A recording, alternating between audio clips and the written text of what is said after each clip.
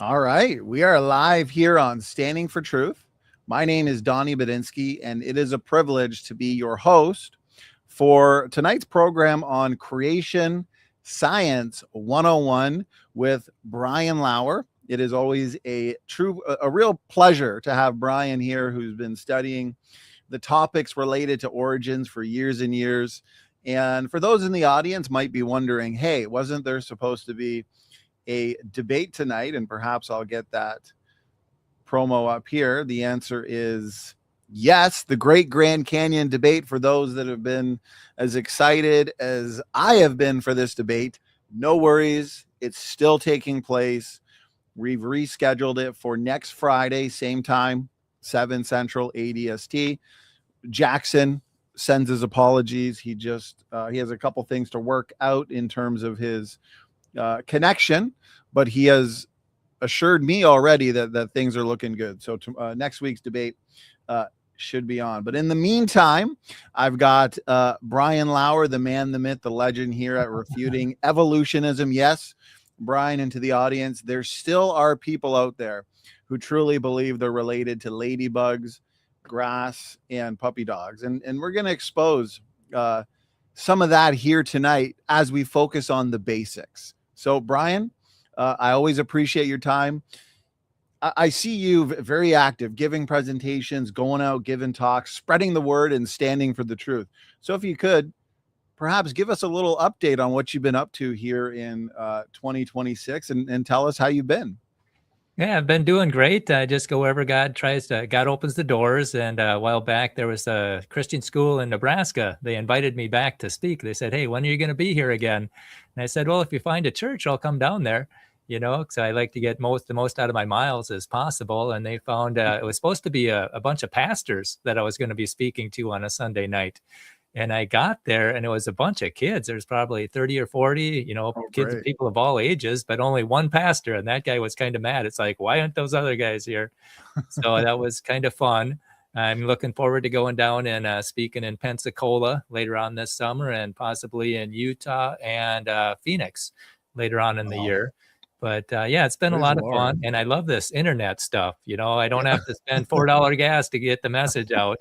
And so it's a blessing that there were some technical difficulties tonight, so I can get the message out twice on your channel, because I love coming on here.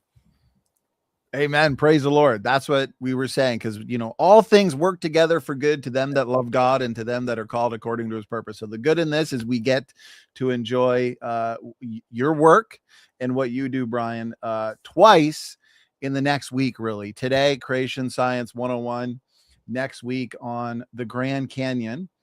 And also later on in the summer, we're keeping you busy.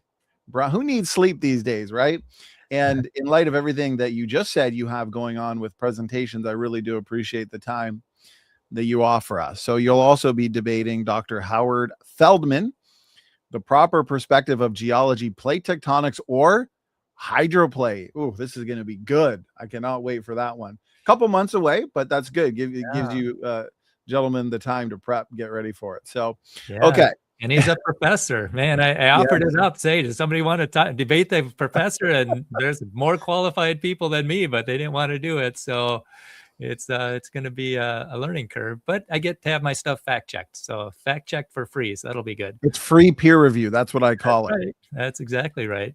And I respect anybody, especially on our side, who's willing to go outside their comfort zone, enter the debate coliseum, and take on the critics head on. I think we need more brothers like yourself being willing to do that, because there are several of us that do debates with the critics, but hopefully we can inspire more creationists to do just that. So I think that is going to be a thought-provoking exchange for sure. So those in the audience. Oh, I'm sorry, Brian. Yeah, and it's good to see evolutionists step up to the microphone and defend their position, because a lot of times they don't.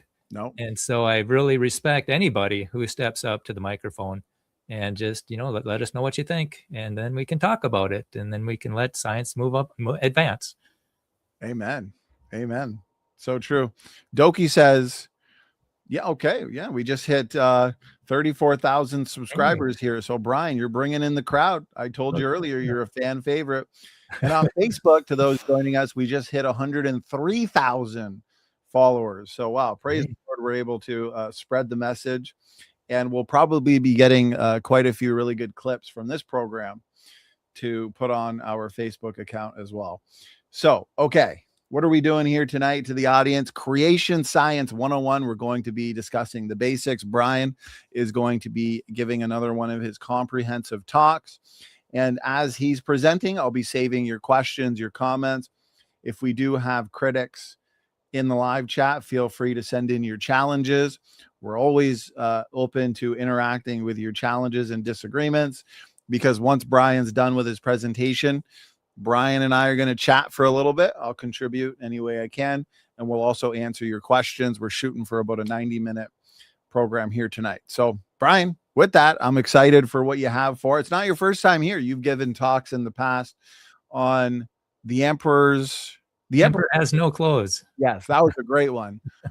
The Grand Canyon, open mic showdown. That was a ton of fun. Yeah. And then we also had a hydroplate seminar. And we had errors in the textbook too, I think. Errors in the textbooks, which there are a lot of, unfortunately. I just talked to a representative about that just yesterday. So hopefully, at least people should realize that they're being lied to in the textbooks. It's really sad. Well, some of them might say, hey, if we get rid of all the errors and lies in the textbook, what are we going to be left with to defend our theory? That's right. That's not our problem. I think that's an evolutionist problem, not a creationist problem. That's right. That's right. Praise the Lord. Brother, I think we're ready for your talk. So feel free to get your screen share ready. Okay. Yeah, basically, this is just this is the basics. When I'm at St. Cloud State and I'm talking to the students, this is a battle of perspectives of the past.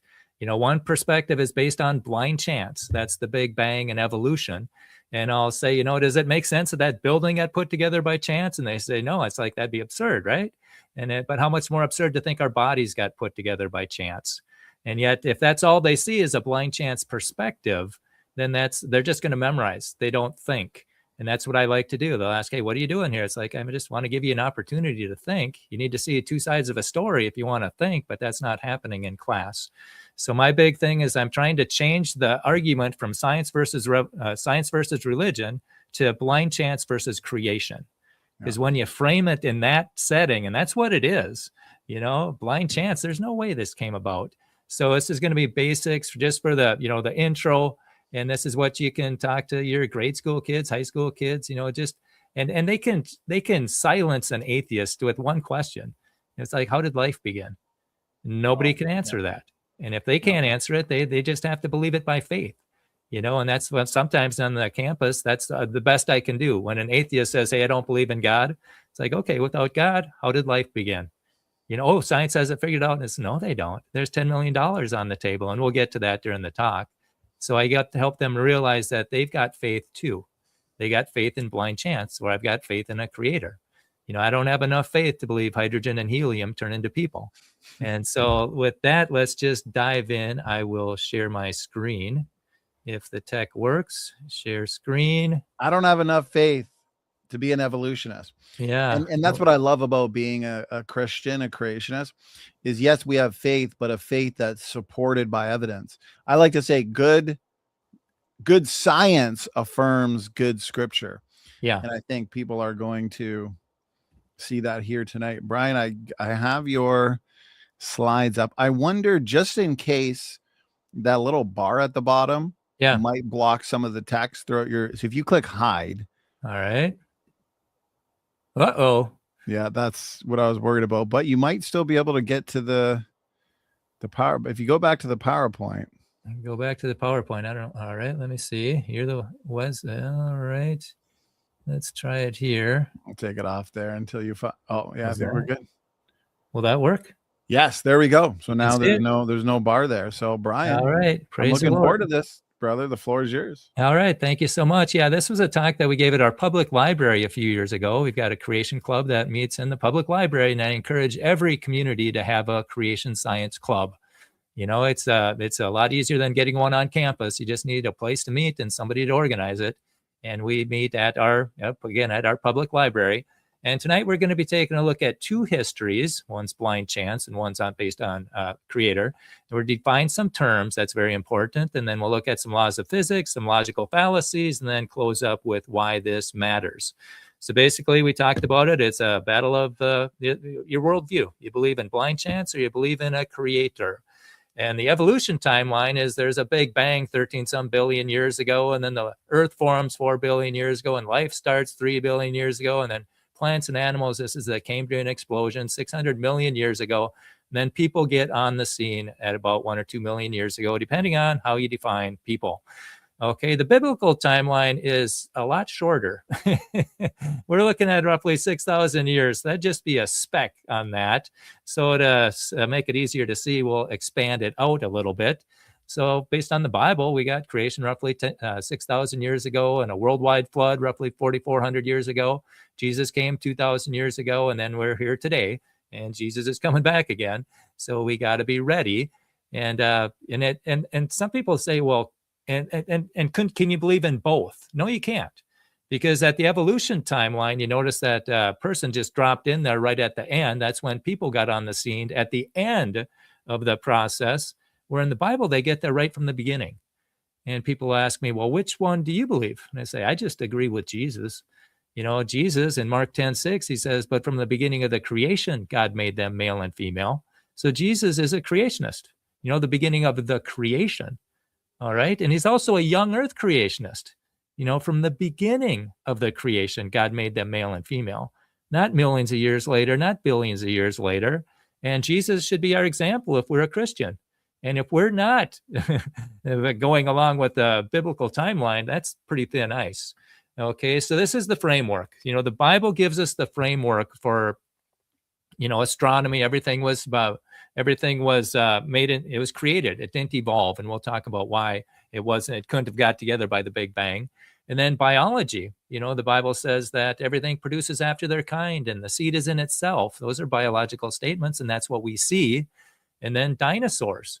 You know, and there's so much confusion around dinosaurs, so much. I could go on and on about people who are confused. You know, I'll just take one example. There was a student at a Christian college in Minneapolis, and I had a table there, and he comes by, and we're talking, and he said that he wants to be a pastor, either a youth pastor or a regular senior pastor. And right now he's teaching second graders at his church. And a little girl asked him about dinosaurs, and he didn't know what to tell her. And so he was going to talk to his pastor and to see how to answer it.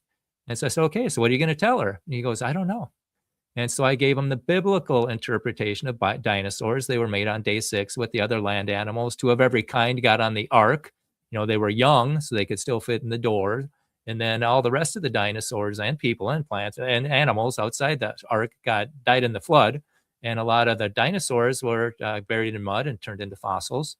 And then they got off the ark, and people called them dragons. And they hunted them, and they killed them and carved them in castles and stones and temples. And so that's the biblical interpretation of dinosaurs. And then geology, there was a worldwide flood. Those fossils and layers of sediment are laid down by the flood. And you can do a scientific experiment. You know, that dead deer on the side of the road, is that going to turn into a fossil? No, it's going to decompose, and it's going to get scavenged. And so the only way a fossil forms is if it's buried rapidly. Therefore, any layer that has fossils in it was laid down rapidly. And that's all those layers of sedimentary rock that they call the geologic column was laid down rapidly because there's fossils in it. And then anthropology, that's where we get our people groups. That's from the Tower of Babel. We get the different languages there. And it makes a big difference. You know, if you believe in evolution, what are people? You know, this is The Origin of Species by Means of Natural Selection by Darwin back in 1859. The subtitle of that is Preservation of Favored Races in the Struggle for Life. And Hitler swallowed this one hook, line, and sinker, because then in Descent of Man, he writes that the civilized races of man will almost certainly exterminate and replace the savage races. And this was the scientific elite. The intellectual elite was believing this 100 some years ago. So again, watch out for trusting the science. Okay, now we need to define terms. Okay, science is observation and testing, and we can this is the science textbook that we have. Science is the testable explanations and predictions of natural phenomena. as well as the knowledge generated through this process. So science, that's what science is. And I was promoting this talk at St. Cloud State, and this banner was put above my head. And a student comes by and says, what are you doing? Or he says, what do you mean? And I said, well, what do you mean? What do you mean? And he said, how can you have evolution versus science when evolution is science? And so I asked him, well, what do you mean by science? And he said, well, like experiments in a lab. And I said, well, you mean like, I said, like the science that's observable and testable and repeatable and falsifiable, that type of science, the scientific method type of science? And he said, yeah. And I said, well, evolution is none of that. And he said, well, sure it is. And so I asked him, well, what experiment proves evolution? And he said, lots of things. And I said, well, just give me your best thing. What's your best evidence for evolution? And if you ever want to stop a conversation and have somebody look to the ceiling for about 10 seconds, just ask them, what's your best evidence for evolution? And that's what he did. And then he said, geology, as if that answered the question. And I asked him, well, what about geology? And he said, layers of sedimentary rock. He said, the layers of rock. And I said, the geologic column? And he said, yeah. And I said, you got to be kidding me. I said, layers of sedimentary rock laid down by water all over the world proves that we came from a rock? And I said, that could just as easily point to a flood, a worldwide flood in the days of Noah. But why did I say it proves that we came from a rock? Because this is a textbook at St. Cloud State. It says, to the best of our knowledge, how life began. It should say, to the best of our atheistic knowledge. And you go down here, it says it rained on the rock for millions of years. That's how life began. So he believes he came from rock. Okay, and then it goes on to say that somehow, despite this harsh environment, living organisms appeared. And we'll see this later. Somehow is a huge fuzzy word. So we go back and forth at the kiosk. And he said, well, what makes the most sense? And I said, exactly. That you were created by God, or that hydrogen and helium turn into people. And at the very end, he said, I'm going to think about this. And that's a hallelujah breakdown moment when you get an atheist to think. Because you got to see both sides if you want to think. And now he's got to look into the creation model. And so that's science. And then evolution, they try and say, you see dogs evolving, big dogs, little dogs, all those different dogs. Therefore, people, goo turned into you by way of the zoo. And so basically it's variation within the kind. That's the dogs there. So when I talk about evolution, I mean molecules to man evolution, fish to fisherman, amoeba to elephant. And that this is the textbook, that we pay for in our school.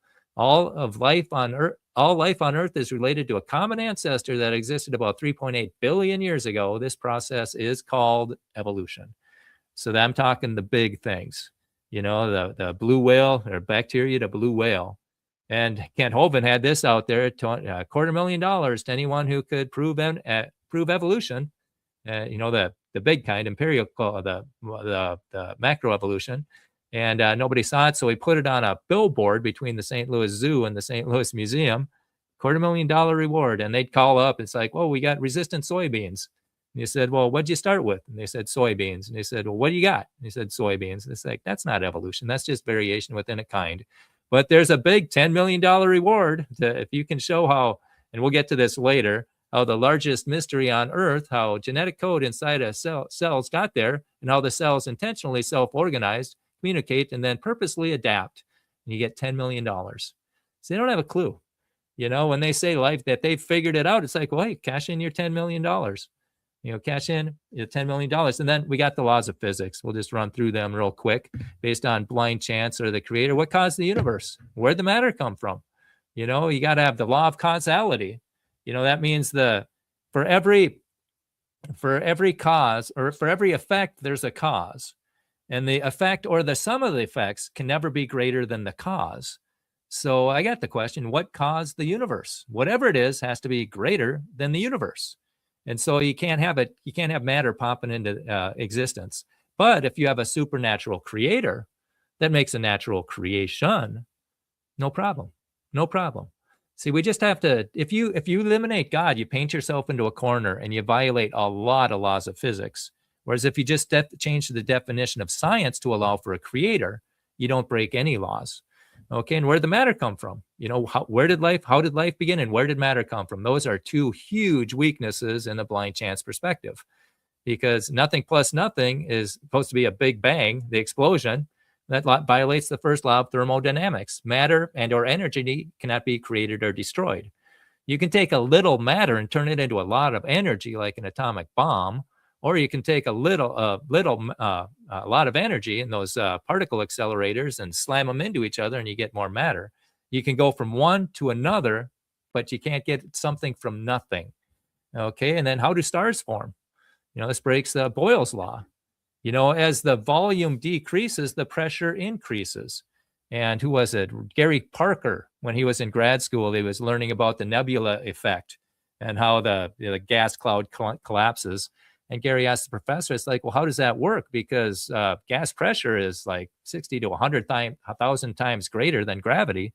And the professor said, well, maybe we should call it a nebulous theory instead of a nebula theory, meaning difficult to understand. And then how do planets form? This is the aggregation problem. When things coming together in outer space, they break apart. How does that go? You can get the gas to dust, dust to little pebbles, but then the pebbles start breaking apart. The rings of Saturn are not turning into moons. The asteroid belt is not turning into planets. If you ever played pool, you hit those things, they don't stick together. And the collisions in space are a lot harder, or a lot faster. Okay. And then how did life begin? Again, rocks. I used to have rocks plus water plus time.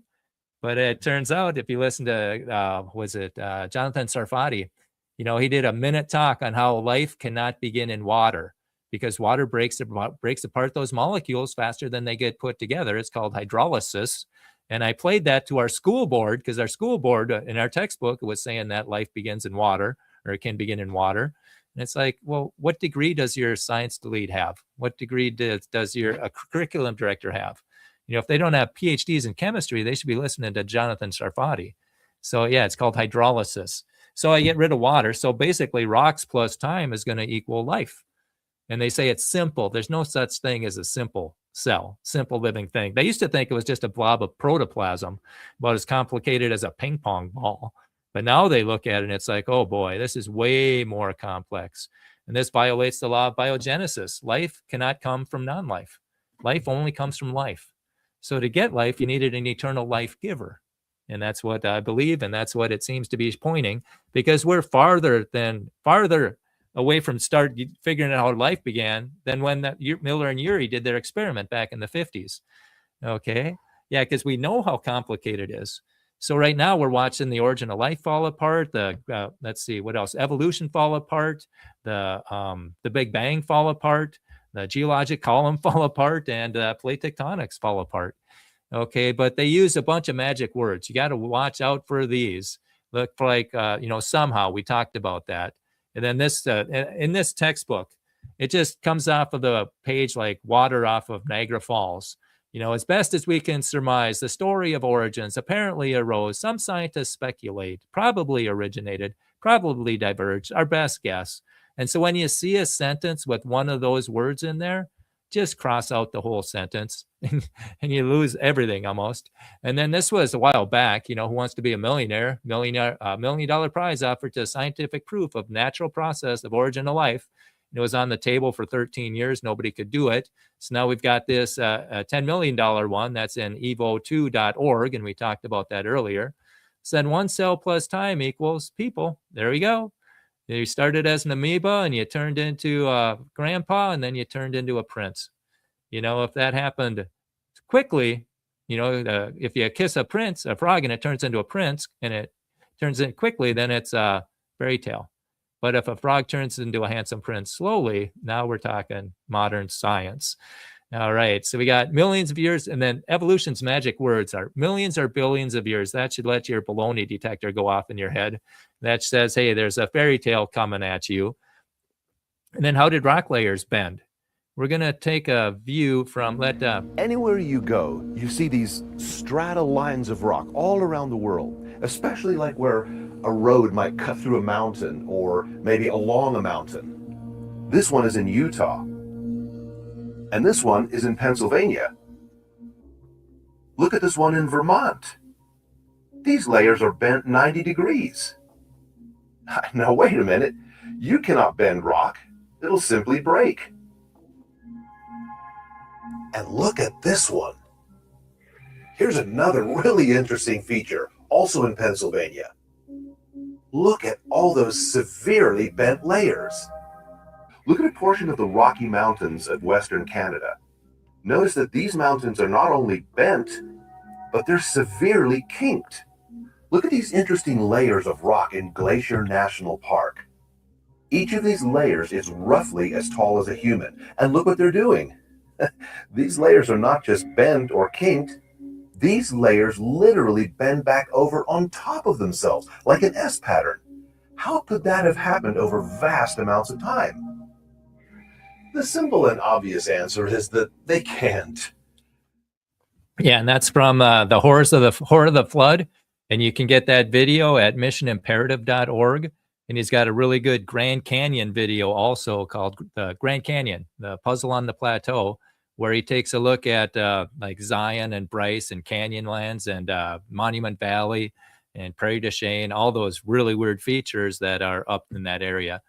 Okay, and then why are blood cells and nerves still found in dinosaur bones? You know, and this is Mary Schweitzer. She found that dinosaur shocker probably probing a 68 million year old T-Rex. Okay, now 68 million, that's not science, that's a belief system. Mary Schweitzer stumbled upon astonishing signs of life that may radically change our views on the ancient beasts. The findings amazed colleagues who had never imagined that even a trace of still soft dinosaur tissue could survive. After all, as any textbook will tell you, when an animal dies, soft tissue such as blood vessels, muscles, and skin decay and disappear over time, while hard tissues like bone may gradually acquire minerals from the environment and become fossils. Yeah, well, look at this. This is from ICR. They gave us a tour one time way back when, before they had the center. And but anyhow, Brian Thomas showed us around, me and my family and I, and he showed us this jellyfish fossil. And he said, we bought it because Darwin said it couldn't happen. He said, only hard things can fossilize. And then it goes on to say, if particles of that one dinosaur were able to hang around for 65 million years, maybe the textbooks were wrong about fossilization. Or maybe the textbooks were wrong about 65 million years. You see, now keeping in mind that the Old Testament to the atheist is the Big Bang, and they'll change that however they have to keep it viable. They'll add inflation and dark matter and dark energy and string theory to keep it propped up. Okay, but then the New Testament to the atheist is the geologic column, and that they aren't going to change at all. Even if you find dinosaur blood and dinosaur nerves and dinosaur bones, and that can't last millions of years, they're going to question fossilization instead of the date. So again, that geologic column is very sacrosanct, you know. Okay, the fossils still say no. The Cambrian explosion, the presence of actual undecayed tissue and fossils found at virtually every level of the geologic column completely undermines evolution's deep time paradigm. That's right. That soft tissue can't last millions of years, can't last billions of years. I think it was Josh Brown from Creation Research Society. They did an experiment, and I think collagen can only last like 700,000 years. It's less than a million, and they're finding collagen. And so it's really falling apart. And this was this is the first talk I gave at St. Cloud State probably 12 years ago, maybe 14 years ago. And I had this poster we had it at the community college. We were going to do that talk again. And I went into the community college and I went and got lunch and I taped it to my table. And then people would come by and we'd talk about the talk event. And there was a woman that came by and she said that she was trying to make points for evolution. And I was making points for creation. And I said, you know, if you went out to your car and you popped the hood, would you think that evolved? And she said, yeah, science has evolved to make the engine. And I said, no, not science evolved. The engine itself, did that get put together by chance, random processes, natural processes over time? And she said, no, it was clearly designed. And I said, yeah. And a dead giveaway for that is multiple parts working together with precision timing. And she agreed. And I moved my fingers and I said, and guess what? Multiple parts working together with precision timing. And I snapped my finger. And I said, we were designed to. And then she laughed and a student came up to me and she said, do you know who you were talking to? And I said, no, don't have a clue. She said, that's the biggest, baddest atheist we got on campus. And she said, and you kicked her butt. She said, I was texting your messages to what your sayings to my friend. And it's, it's not that I'm smarter than her, it's just that I'm right. A painting had a painter, a building had a builder, and a creation had a creator. It's logical. She has to believe that a building had a builder, a painting had a painter, but a creation just gets there by chance. And I think that's absurd and to the nth degree. And then we've got logical fallacies, and you're going to see these when you get into these discussions. They'll say science says evolution is true. Well, science doesn't do anything. It doesn't. Scientists do things, not science. And scientists do things based on what they believe. And if they believe that there's in the blind chance perspective, they're going to give you a blind chance explanation. And that was the big hurdle for me. When I was almost 40, somebody sent me one of Kent Hovind's videos, The Age of the Earth. We plugged it in. And it was the first time in my life that I saw that fossils came from the flood. And evolution is based on lies. And I looked at my wife and it's like, man, I didn't learn that in school. And we said, well, what else didn't we learn in school? So then we got his whole 7 DVD series, 17 hours, and we just make popcorn and have Hovind night with our kids. It's like, didn't know that, didn't know this. And it was just brilliant, just funny. And learned a lot. And the big hurdle for me was, you mean the encyclopedias are wrong? The science books are wrong? It's like, yeah, they're wrong because they're written by people who believe in blind chance. And like Bob Enyart said, when you start with nothing plus nothing equals everything, there's no limit to the amount of mistakes you're going to make. And so once I got over that hurdle, then it all made sense. And then the adventure began. Okay. And then it says the evidence speaks for itself, and it says evolution. That's the fallacy of reification, when a person attributes personal characteristics to a conceptual abstract. Like Mother Nature is angry. Father Time always wins. And that's what they believe in. Mother Nature and Father Time, that's how we got here. Those are the two gods. Trust the science. Oh boy, we got to stop doing that. We really have to stop doing that. Who do you trust nowadays, man? It's tough to trust the government and the media, that's for sure. And then follow the science. No, follow the facts. And it's tough to follow the science when the scientists are getting censored or the doctors are getting censored. Okay, and so a scientist can put a man on the moon, but can't prove how the moon got there. The scientists can't prove how the moon got there. And you can have an atheist and you can have a Christian working in NASA on the same project, and it's no problem. It's like they don't have to work. They don't have to know where the moon came from. Just like a doctor, you don't have to know where the heart came from. You just have to know your anatomy really well. And I was at the Mastodon Museum in St. Louis one time, and I asked the guide, somebody was working there. I said, there's the geologic column. And I asked him, well, what came first, the heart or blood cells? And he said, blood cells. I said, what good are blood cells without a heart? He said, the heart. And I said, what good is a heart without blood cells? And it just, and then I said, I'll give it to you. Of all the billions of years in this huge universe, you got the first heart and the first blood cells at the same time. What good are they without lungs or kidneys or muscles or digestive system, or a skeleton? It had to be fully formed, fully functional right from the get-go.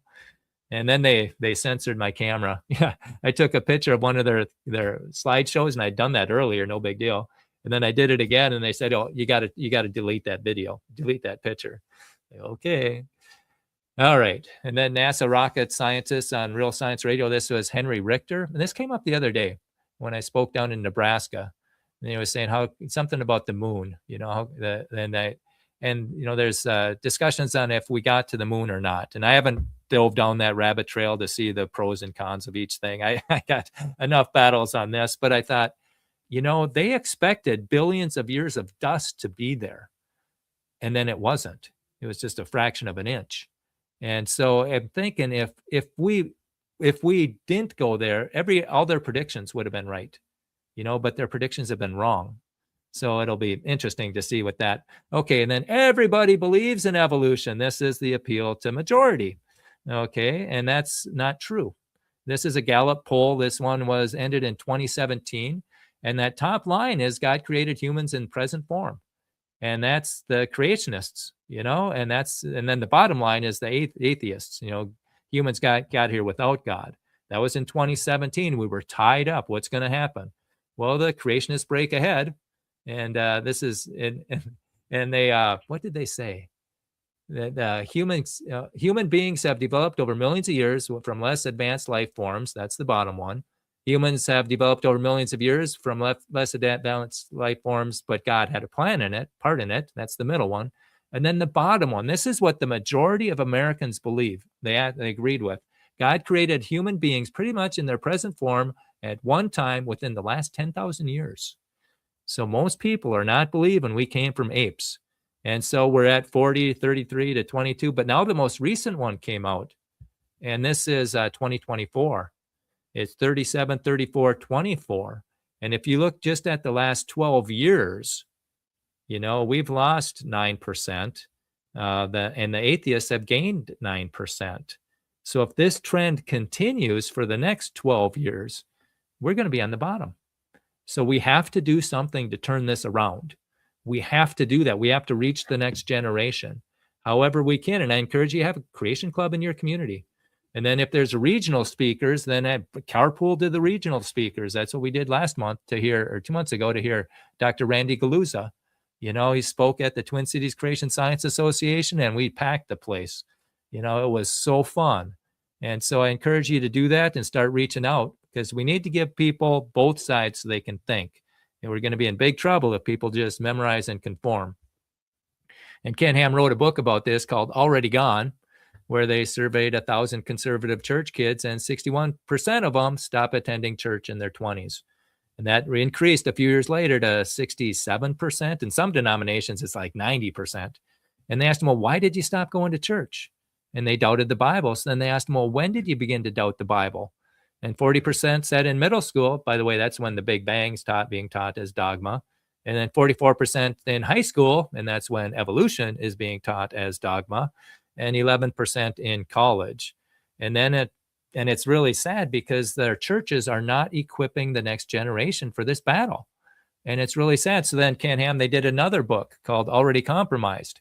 And they surveyed 200 Christian colleges and universities, and they wanted to survey the president, the dean of academics, the dean of science, and the dean of theology. Okay. And this is what they found. 23% do not believe in the inerrancy of the Bible. 39% do not believe in a 6 24-hour day creation. 43% do not believe in a worldwide flood. 49% do not believe the earth. 49% believe the earth is billions of years old, and 10% teach evolution as true. So is there any wonder why our kids are not being equipped? Because the leaders of these Christian colleges, they're compromising. We should not be trying to squeeze secular models into the Bible, like evolution. Slap a cross on it, say God did it. Now you got theistic evolution. And also plate tectonics. Speed it up a million times and a billion times and call it catastrophic plate tectonics. Those are both secular models, and they're both going to fall apart. And that's another topic for another day. So I go and I try to have people think about this. This is at the college. And I just, do a survey.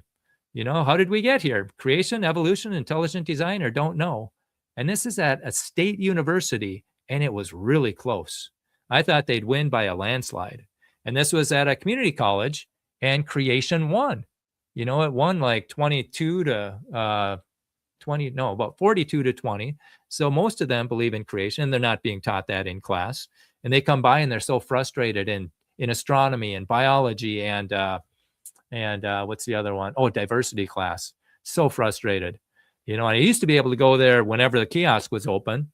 And then and then they changed it to once a month. And apparently one day a month was too threatening to their dogma. Now they've changed it, so you can't do it unless it's one of their clubs. Okay, now this was up at another technical college. And it's how did we get here? Creation, evolution, or intelligent design? And again, creation won. And if they'd stroke it under evolution, I'd ask them, well, how did life begin? And then we talk about that. And this one guy stroked it underneath creation. I said, well, why'd you put it there? And he said, well, that's where everyone else is putting it. And then I realized I'd heard about this principle, this thing where, there's 10 to 15% on any topic. There's the extreme 10% on either side. You're never going to change their mind. But the middle 60 to 70%, they're going to go wherever the other people are going. And that's what he did. More people were put in creation, so that's what he did. So I encourage you guys to start getting the ball rolling, start getting people thinking about creation, start having those creation clubs, start teaching Sunday schools, and start talking to your pastor about this. Okay, and this was at Altoona, Penn State Altoona campus. I did it there, and evolution just barely won. I did it at let's see, where was this? University of Illinois Chicago. I didn't have a big poster type thing, but I just walked around and asked, "Hey, can I ask you a question?" And it was really close. It was 10 creation, 18 evolution, 9 both, and 5 didn't in intelligent design, but 16 didn't know. So they're open. If we can give them the facts, they could come down on the creation sign. And then all scientists believe in evolution. That's the appeal to authority. Arguing a claim simply must be true because of a group said so. Well, there's a whole bunch of scientists that don't go along with evolution. Go into dissentfromdarwin.org. And they said you have to be a PhD or above to sign this.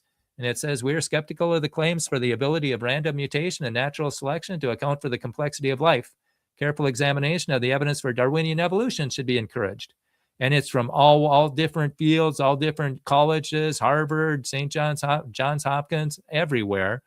And I was talking to our state senator one time. He had a town meeting, and I'm walking out with him, going to the car, talking about the errors in the textbook.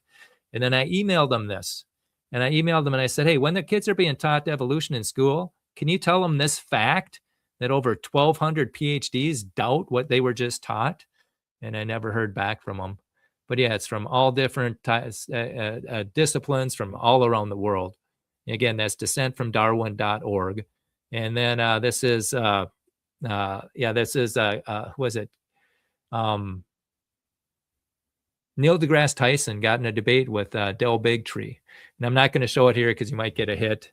But the Neil deGrasse Tyson, he didn't care about the scientists. He was talking about the consensus. We don't do that. If it's consensus, it's not science. And if it's science, it's not consensus. But that's what they're pushing. And then scientific consensus was wrong.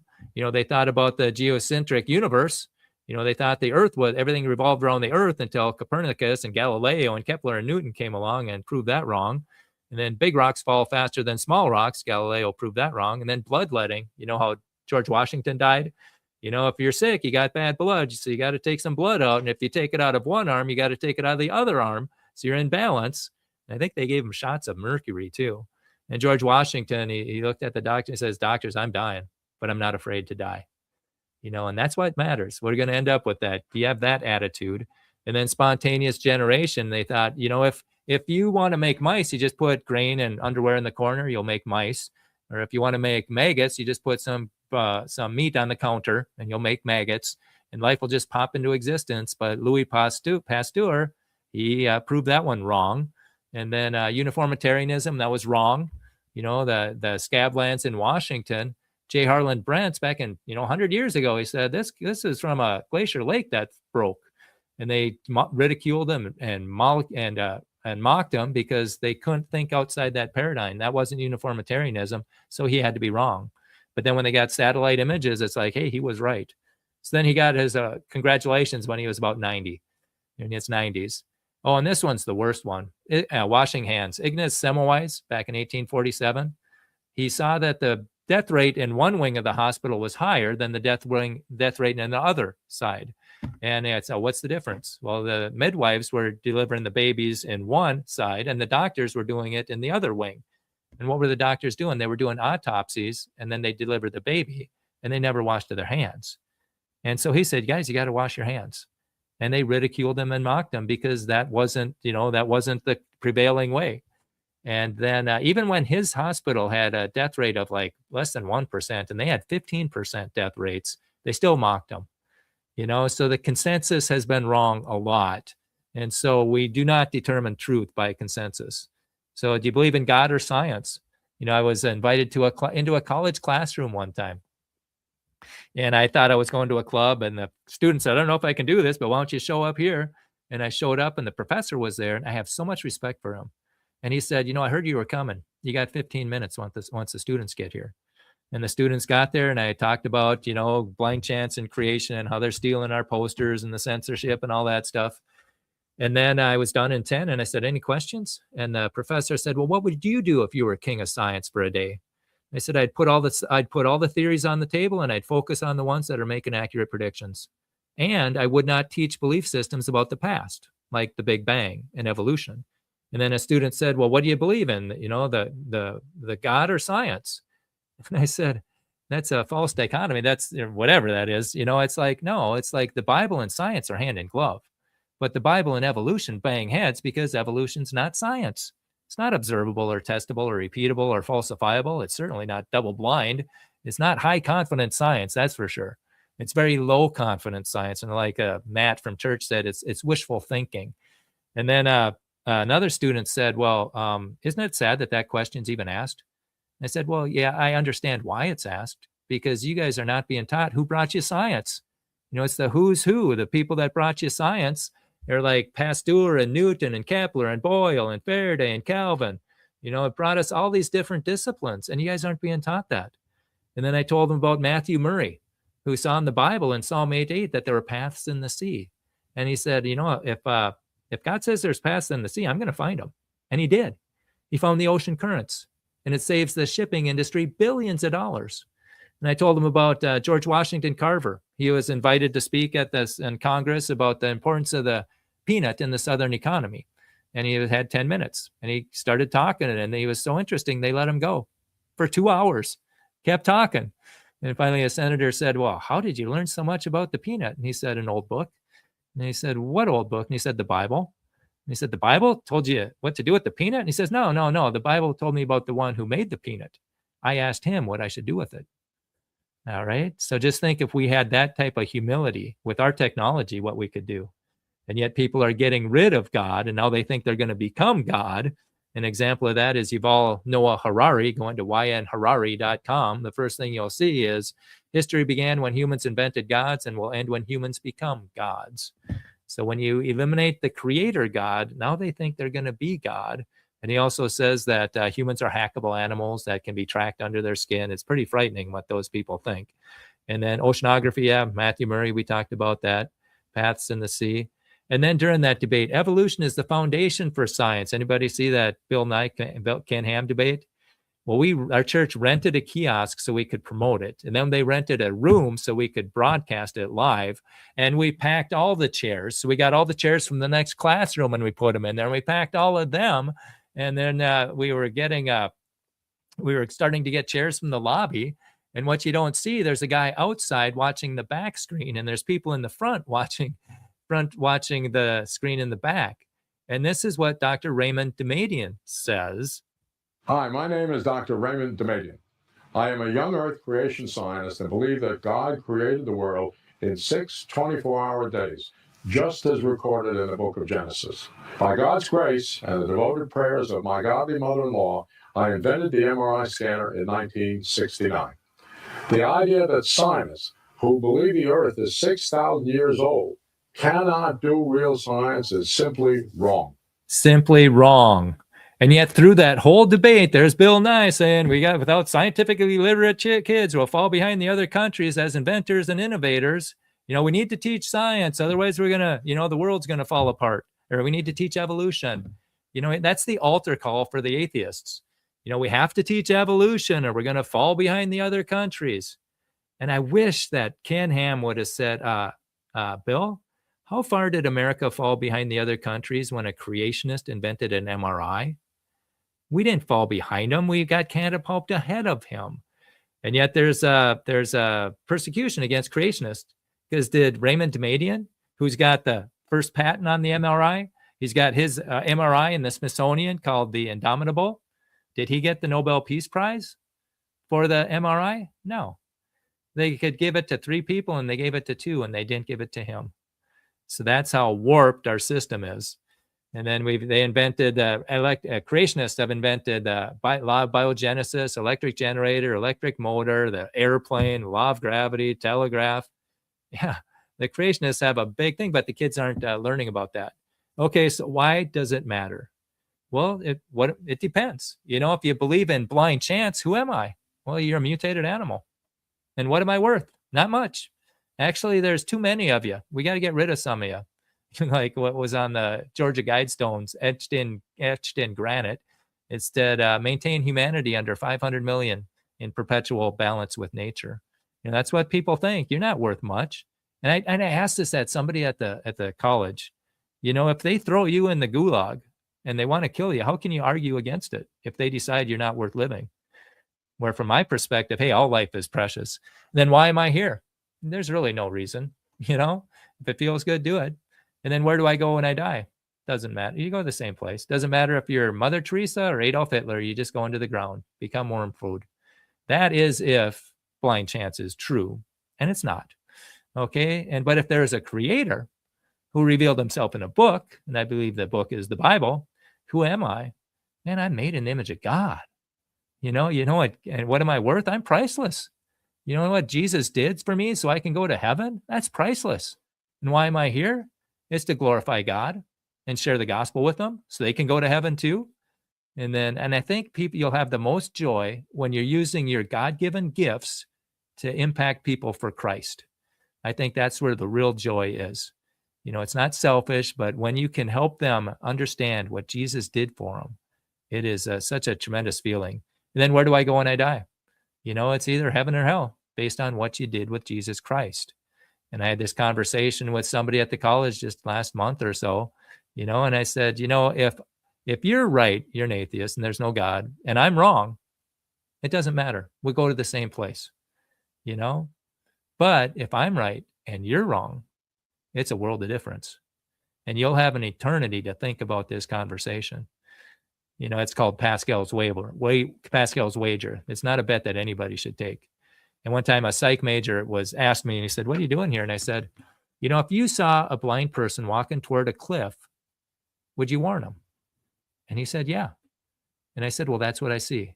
I see people who are blinded, and they're, for whatever reason, they've rejected Jesus, and they're walking towards a cliff. And if they go off that cliff without Jesus Christ, they're going to spend an eternity in hell. And I don't want that to happen. And God doesn't want that to happen. But they can choose to do that. But they're going to have to walk by me first. They're going to have to consciously reject Jesus." And then I was told that to somebody just a week or so ago, and he says, "You know what? Everybody's walking towards that cliff. Not just blind people. Everybody's walking towards that cliff. And what have you done with Jesus? The fossils are a sign that God judges sin. That's fossils is a sign of judgment. And he's going to judge us again. You could have escaped that judgment if you were in the ark with Noah. And this upcoming judgment, you can escape it if you're in Christ. And that's what I do. I try and help people see the Creator, and then they can put their faith in Christ. And so that's where, okay, let's see. Yep. And so that's where we're at. Well, stop sharing here somehow, Donnie. Are we set? Yes. Okay. So that's where we're at. So we took a look at two views of history. One's based on blind chance, one's based on creation. We defined the terms. That would be science and evolution. What do you mean by science? And then we looked at the laws of physics and the logical fallacies, and then why it matters. And so that's what we did in 57 minutes. So hopefully that was worthwhile. It did not feel like 50 minutes, Brian. I blinked and I felt like you were nearing the end of your presentation. So as always, well-researched, thorough, irrefutable. You brought up several challenges and numerous questions that atheists essentially dodge. That's all they can do is dodge these origins questions, the general questions like, why are we here? Where did we come from? How do you explain the origin of time, matter, and space without a supernatural creator? How do you explain the creation without a creator? I like the way you put it. How do you explain a painting without a painter? How would you respond to this, Brian? So we see very frequently in debates when we point out the logical conclusion that the incredible design of the universe, of DNA, of the cell, requires a designer. That's just a logical conclusion. It's the only way it could happen. And we might point out that, okay, that car across the street, I've never met the person who designed that car, but I can tell it was designed, that it had a designer. And the critics will say, well, we know it's a fact that, let's say it's a GM car. Okay, the GM manufacturer designed that car. We know that. But when we look at the universe, and you Christian creationists are saying that the universe required a designer or creator, well, then show us. This is the atheist. They'll say, show us that designer, show us evidence of that designer. We've seen the people who make GM cars and the computers and so on and so forth, but I've never seen the God that you claim designed the universe. What would be a good way to respond to that kind of rhetoric, Brian? Well, I'd ask them, have you seen your brain? Do you know you have a brain? No, I haven't. That's a good Have question. you seen that? It's basically it's evidence is everywhere. It doesn't matter if you've seen it or not. I'm sure, I would guess they never saw that person driving the car, never saw the people that made it, never saw the guy that designed it, never saw the computer, the cell phone, and if that had to be designed, man, how much more complex is our body? Right. But yeah, I don't know. It's like, well, you have to see it. Maybe it's like what Ken Hoban or Eric would say, if I prove to you if I prove to you that God exists to your satisfaction, would you worship him? Right. And a lot of people say no. So it's not an intellectual thing. It's a spiritual issue. It's like the same reason a thief can't find a policeman. He's not looking for one. He doesn't want to find one. He's running from them. And who was it? And Jay Seegert talks about this one. He knows the guy, and this happened an example. This nuclear reactor engineer, he didn't believe in God. And the guy says, "Oh no, you believe in God, but you love your sin and you hate God. You hate him, but you love your sin." And the guy looked at him and said, "You're the smartest man I've ever met," or something like that. Well, I mean, the Bible gives us the answer in many ways that many people are willingly ignorant. Yes. They're not looking for the evidence. I mean, the creation itself is testifies to the creator, and it's the only way it could take place. That's why in many ways the burden is on the atheist or the naturalist to explain a lot of the evidence that you put forth. Or I really like mutually interdependent systems, which we could discuss many. One specific that we've discussed here, Brian, DNA and DNA repair enzymes. So to the evolutionists, what came first? Because we understand, according to Genesis, God created everything and it was very good. So you have DNA and DNA repair enzymes right in place at the beginning. But for the evolutionists, it's an issue because we could experience, if I remember correctly, Brian, I think it's in a single cell, in a single day, we could accumulate over 1 million DNA lesions. And yet we have 65 trillion cells in our bodies. Well, thank God we have these incredibly designed DNA repair enzymes that go in and fix a lot of these DNA breaks. Of course, some get passed on through the germ cell line, but not nearly as many if we didn't have these DNA repair enzymes. But what I find interesting, Brian, that the atheist really struggles with, and I like to press them with this in debates, is that the information for the DNA repair enzymes are actually encoded in the DNA itself.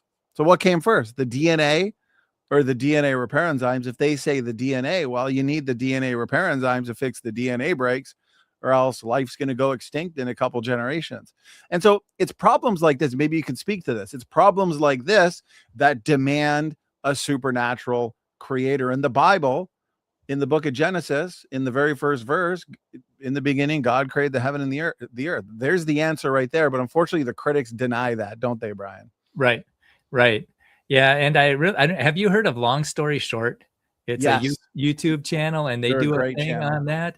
Yeah. And I just love how they make a complicated topic very simple.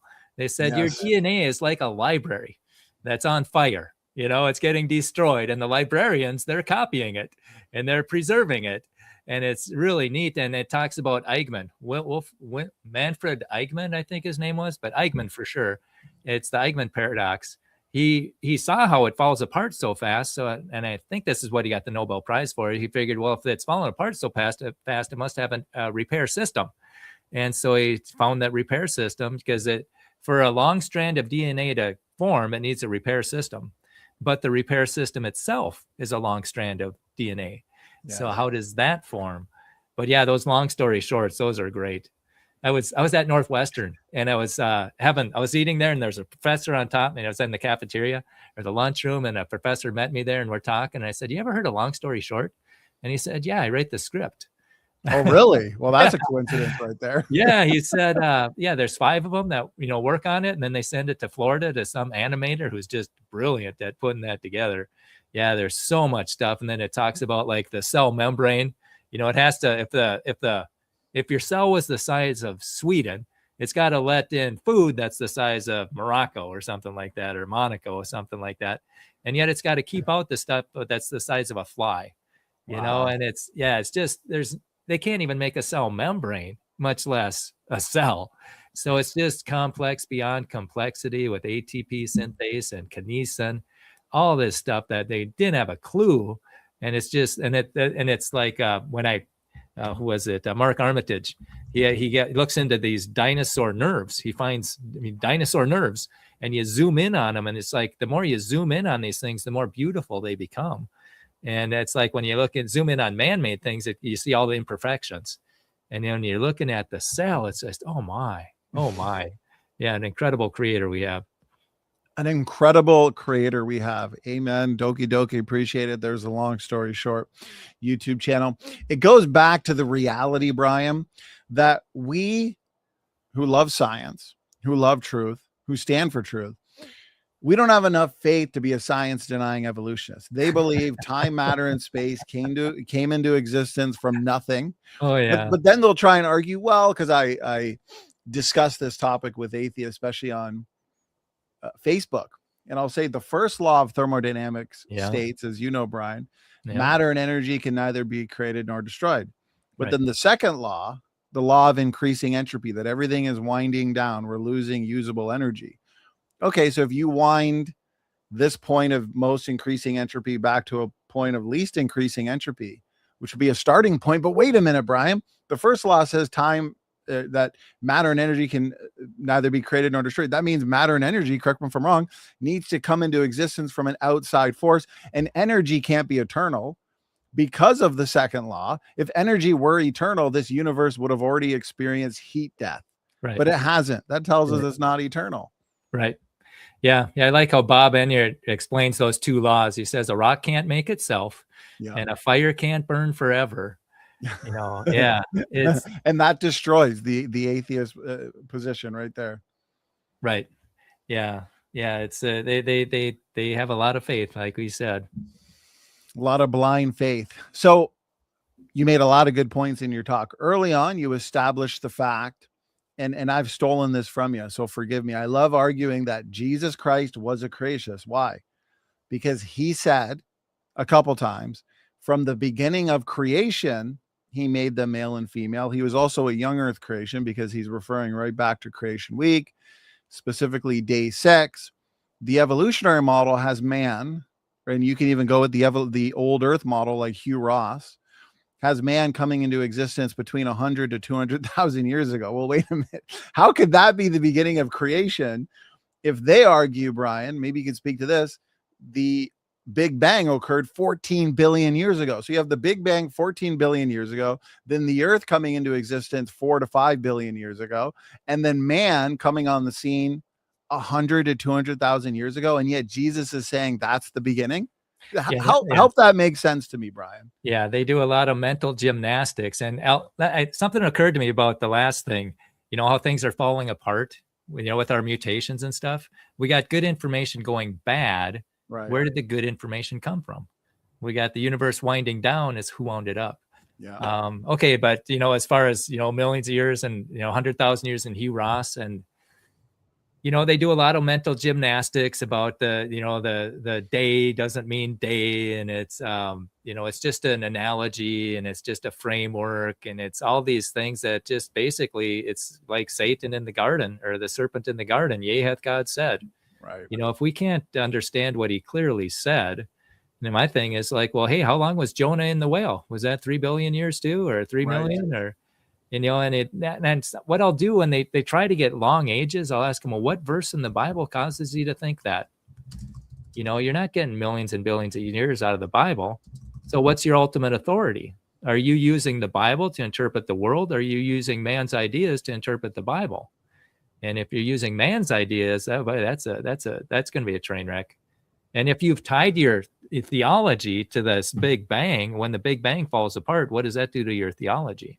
Right. Well, a couple things there, because you make a lot of good points. Firstly, Apologetics 101 says Jesus also believed in a global flood. He contrasted with the rapture, so the coming of the Lord, just as it was in the days of Noah. Rosina asked, the universe is winding down. Yes. Under what metric? Well, we know based, and maybe you can answer this more thoroughly, Brian, the second law of thermodynamics is literally the law of increasing entropy. You asked the correct question. If the universe is winding down, who wound it up? And then the evolutionist has to argue either energy is eternal, which we understand it can't be, or else we would have experienced heat death by now. The universe is eternal. No, we also understand that used to be the steady state theory, if I remember correctly. Or the universe created itself. But no, that can't be the case because of the first law. So they really are stuck between a rock and a hard place, aren't they, Brian? Oh, no doubt. No doubt. Yeah, they got to do a lot of mental gymnastics so they can, and then all these rescuing devices too. You know, these things that they imagine to be true to prop up their millions of years. You know, they got to have, oh boy, the Oort cloud to explain comets, because comets can't be there millions of years. You know, our magnetic field is decaying, you know, for every, you know, the half-life is 1,400 years. And it's decaying rapidly, so they couldn't be millions of years old. So they imagine the dynamo. You know, they've got the universe is accelerating, or is expanding at an accelerating rate. And so they imagine a dark energy, and then you got those spiral galaxies that should have wound up by now. So they imagine dark matter, and it just goes on. And then, like with the dinosaur soft tissue, they haven't imagined anything yet, but they imagine that they will imagine something. So it goes on and on. They just they have all that faith, and you know, if they start going down that path that leads to a creator, you know, now you could get fired, you could lose your grant money. I mean, that's the thing that we have to stop. We have to let people go wherever the evidence leads. We have to give them the freedom to think instead of just box them into this materialistic box that you can't find the answer if it's not in there. Yeah, I mean, you make some great points there, Brian. So many important points. Again, showing us why it's truly an amazing time to be a biblical Christian. Oh, yeah. Now, old earth creationists like Hugh Ross, they'll say, well, and I'm curious as to your thoughts. Well, when Jesus said from the beginning of creation, he's just referring to, they'll add this, it's the beginning of the creation of man. So then it's not the creation of the universe itself. And then they'll say, and Jesus was talking about divorce contextually. So it has nothing to do about young earth creation or when man was actually created. What would be clearly mental gymnastics, Brian, but how would you respond to that if, let's say, you were debating Hugh Ross and you brought that up? Well, that's not what the Bible says. You know, it says, but from the beginning of the creation, not the beginning of man. Yeah, they add that in. Yeah, it doesn't. And then they've got some other weird ideas too, like a pre-Adamic race and that destroyed that and the earth was destroyed before that. This is the second creation. You know, so that, you know, because the Bible says to replenish the earth. So they say, oh, it must have been full before, so that has to be replenished. No, that just the replenishment to fill back then. Now it means to fill again, but back then it means to fill. And so the word changed. And then again, if it was all destroyed, is that very good? You know, that's not very good if that happened. So yeah, there's a lot of holes in that. And that's actually what the talk I'll be doing on Thursday. I'll be doing it on theistic evolution. And they do a lot of different different mental gymnastics. You know, I was on a radio talk show one time and a guy called in and said, this is out of Louisiana. And he said, does the Bible say that man came from the dust of the earth? And I said, yeah. He said, well, that's what evolution teaches. You know, man came from the dust of the earth, and, you know, God was communicating to people. They weren't sophisticated enough to understand evolution. So he dumbed it down to them, and it's just an analogy. And I said, well, the Bible also says that the first woman came from the first man's rib. You know, how does that fit into the analogy? You know, it doesn't work. It doesn't work at all. And then, you know, the day age thing, for in 6 days, the Lord made heaven and earth, the sea and all that in them is, you know, they'll say that Genesis is figurative. It's a poetic, You know, it's like the 600th year of Noah's, the second month, the 17th day of the month, the months of the great deep broke up. You know, that's about as historical as it gets. Right. And I'll say, okay, well, let's forget about Genesis. How about Exodus? Is that literal? Can we take that literally, or even the 10 Commandments? And they'll say, yeah. It's like, well, in the 10 Commandments, for in 6 days the Lord made heaven and earth, the sea and all that in them is. You know, that's Exodus 20:11. Yeah. And then Very clear. Yeah. And a co-host, he said something like, well, couldn't each day be millions of years? And I think I asked him, well, what verse in the Bible causes you to think that? And I said, and even if it was, you know, if the plants are made on day 3, can they live millions of years without the sun on day 4? And even if they could they live millions of more years without anything to pollinate them? But now I'm thinking, it just occurred to me, could those plants live millions of years without the carbon dioxide that the animals give off? You know, if there's nothing giving off carbon dioxide, how are the plants going to live? So it's yeah, they got to do a lot of mental gymnastics on that one. Well, they have to employ a lot of rescue devices as well to get around the clear teachings of Scripture. You had mentioned that you are going to be giving a talk on theistic evolutionism. Yeah. And one complimentary point I find, I'll screen share it and get your thoughts on it, is firstly, it wouldn't, if Jesus, we understand contextually that Jesus was talking about divorce from the beginning of creation, he made them male and female. But if he wasn't referring back to a literal historical event, the creation week, day 6, so that is at the beginning, they're inserting of man. But his point that he's making about divorce, the importance of staying married, but then the hardness of man's heart, so on and so forth, wouldn't make any sense if he wasn't referring back to a literal historical event. But Brian, in Matthew 23:35, and I think this destroys the theistic evolutionary position, because they try and argue that, well, there wasn't, a lot of them do, there wasn't a historical Adam, there wasn't a historical Eve, or they existed among other hominins at the time, right, and God just chose Adam out of those hominins to be a high priest, so on and so forth.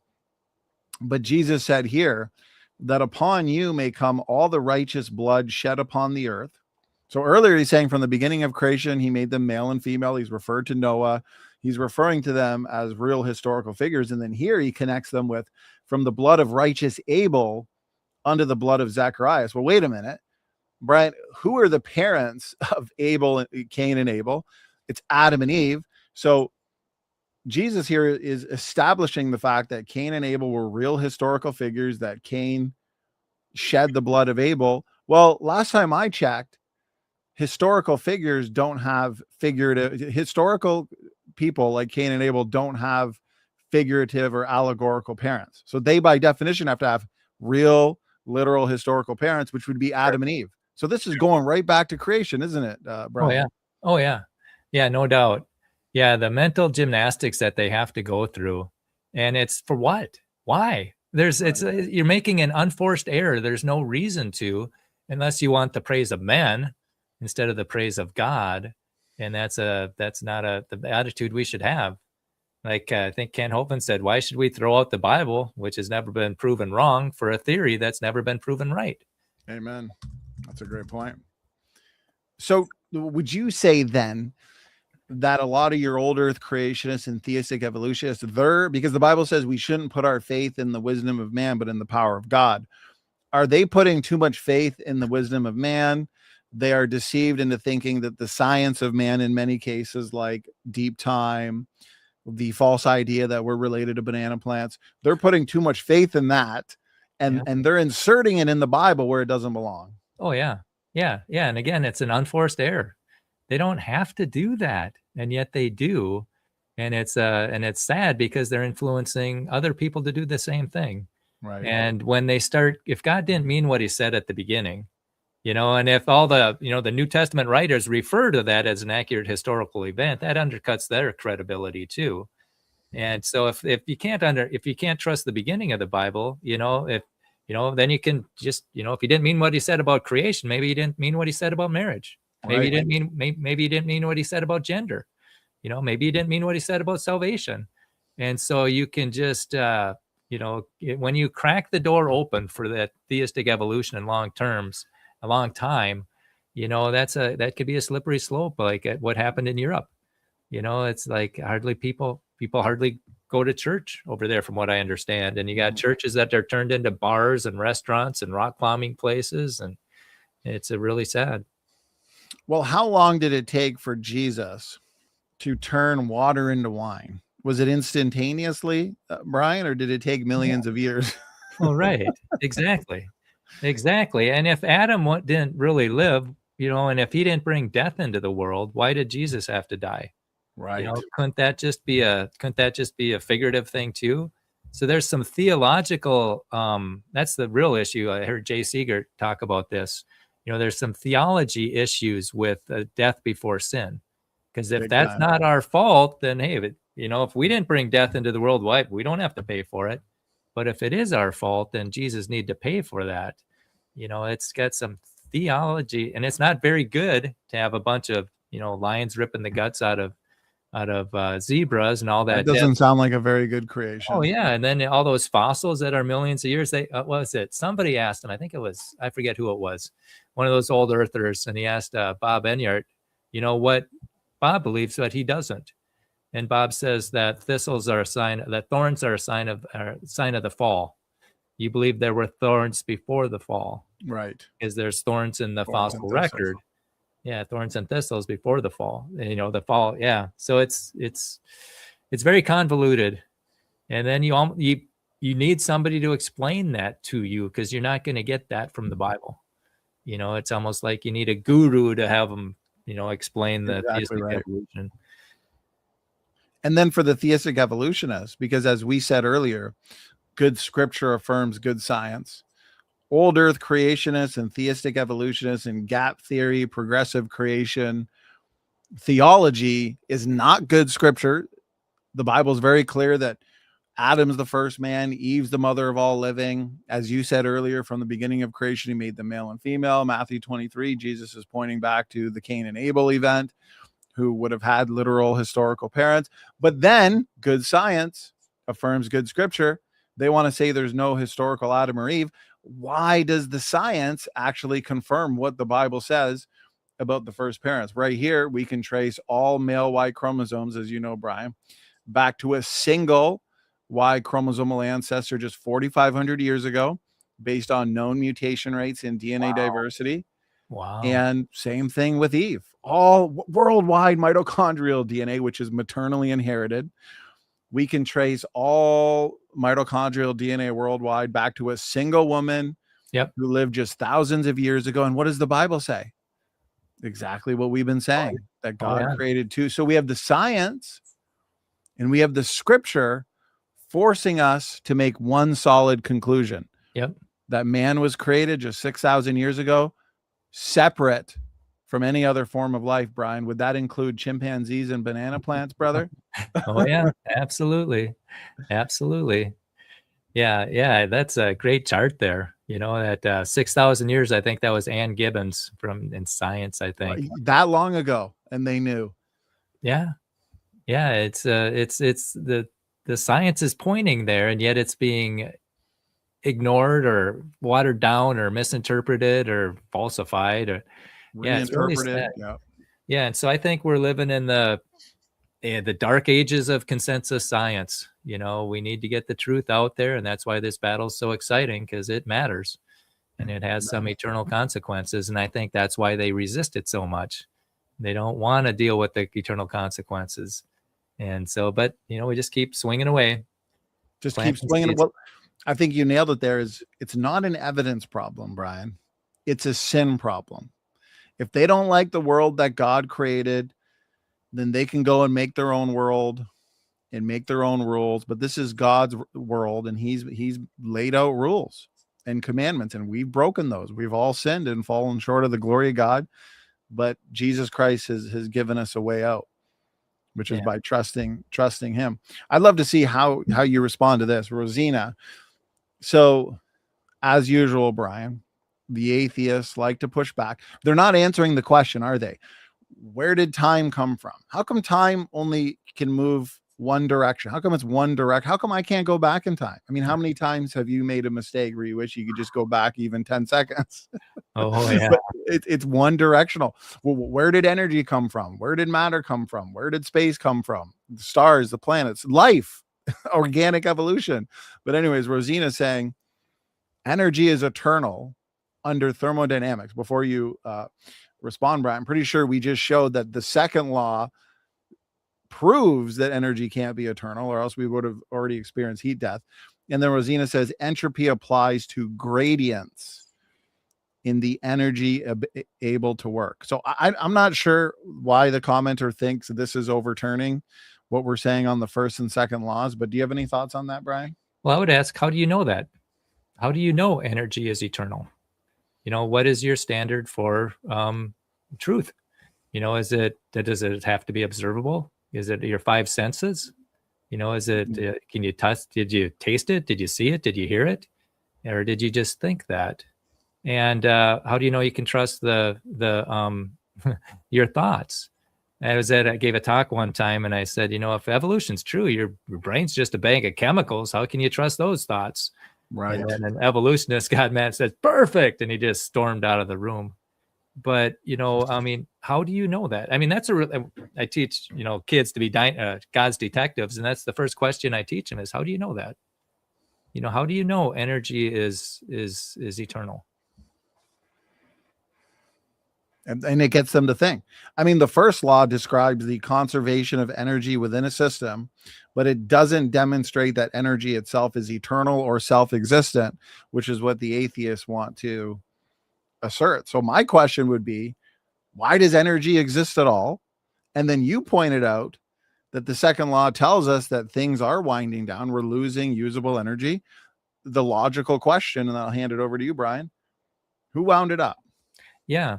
And energy isn't created. It's not a creative force. Yeah, energy, even if it was eternal, that's not going to design anything.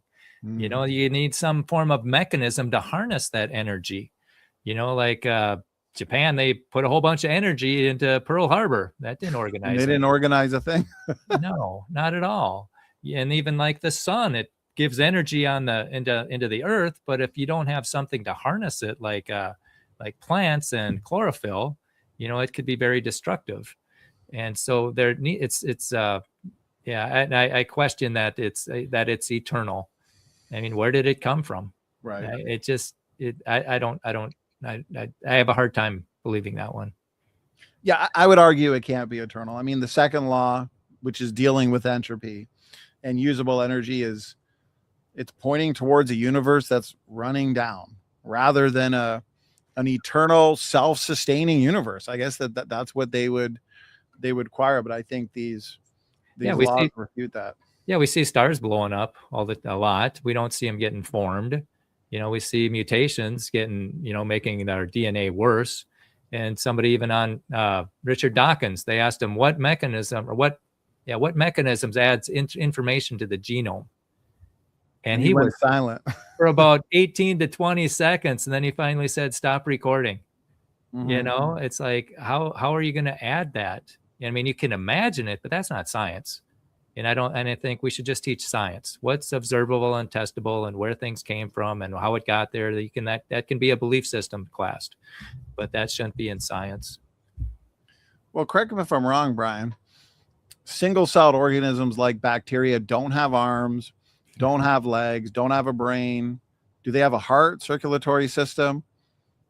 Any of these things, integumentary system, endocrine system, eyes, ears, mouth, the ability to speak and think the way we do. So you made a good point. So the evolutionists believe, according to their story, and you went over their timeline in your presentation, I love it, that billions of years ago, you had non-living chemicals that somehow evolved themselves into the first self-replicating organism or molecule.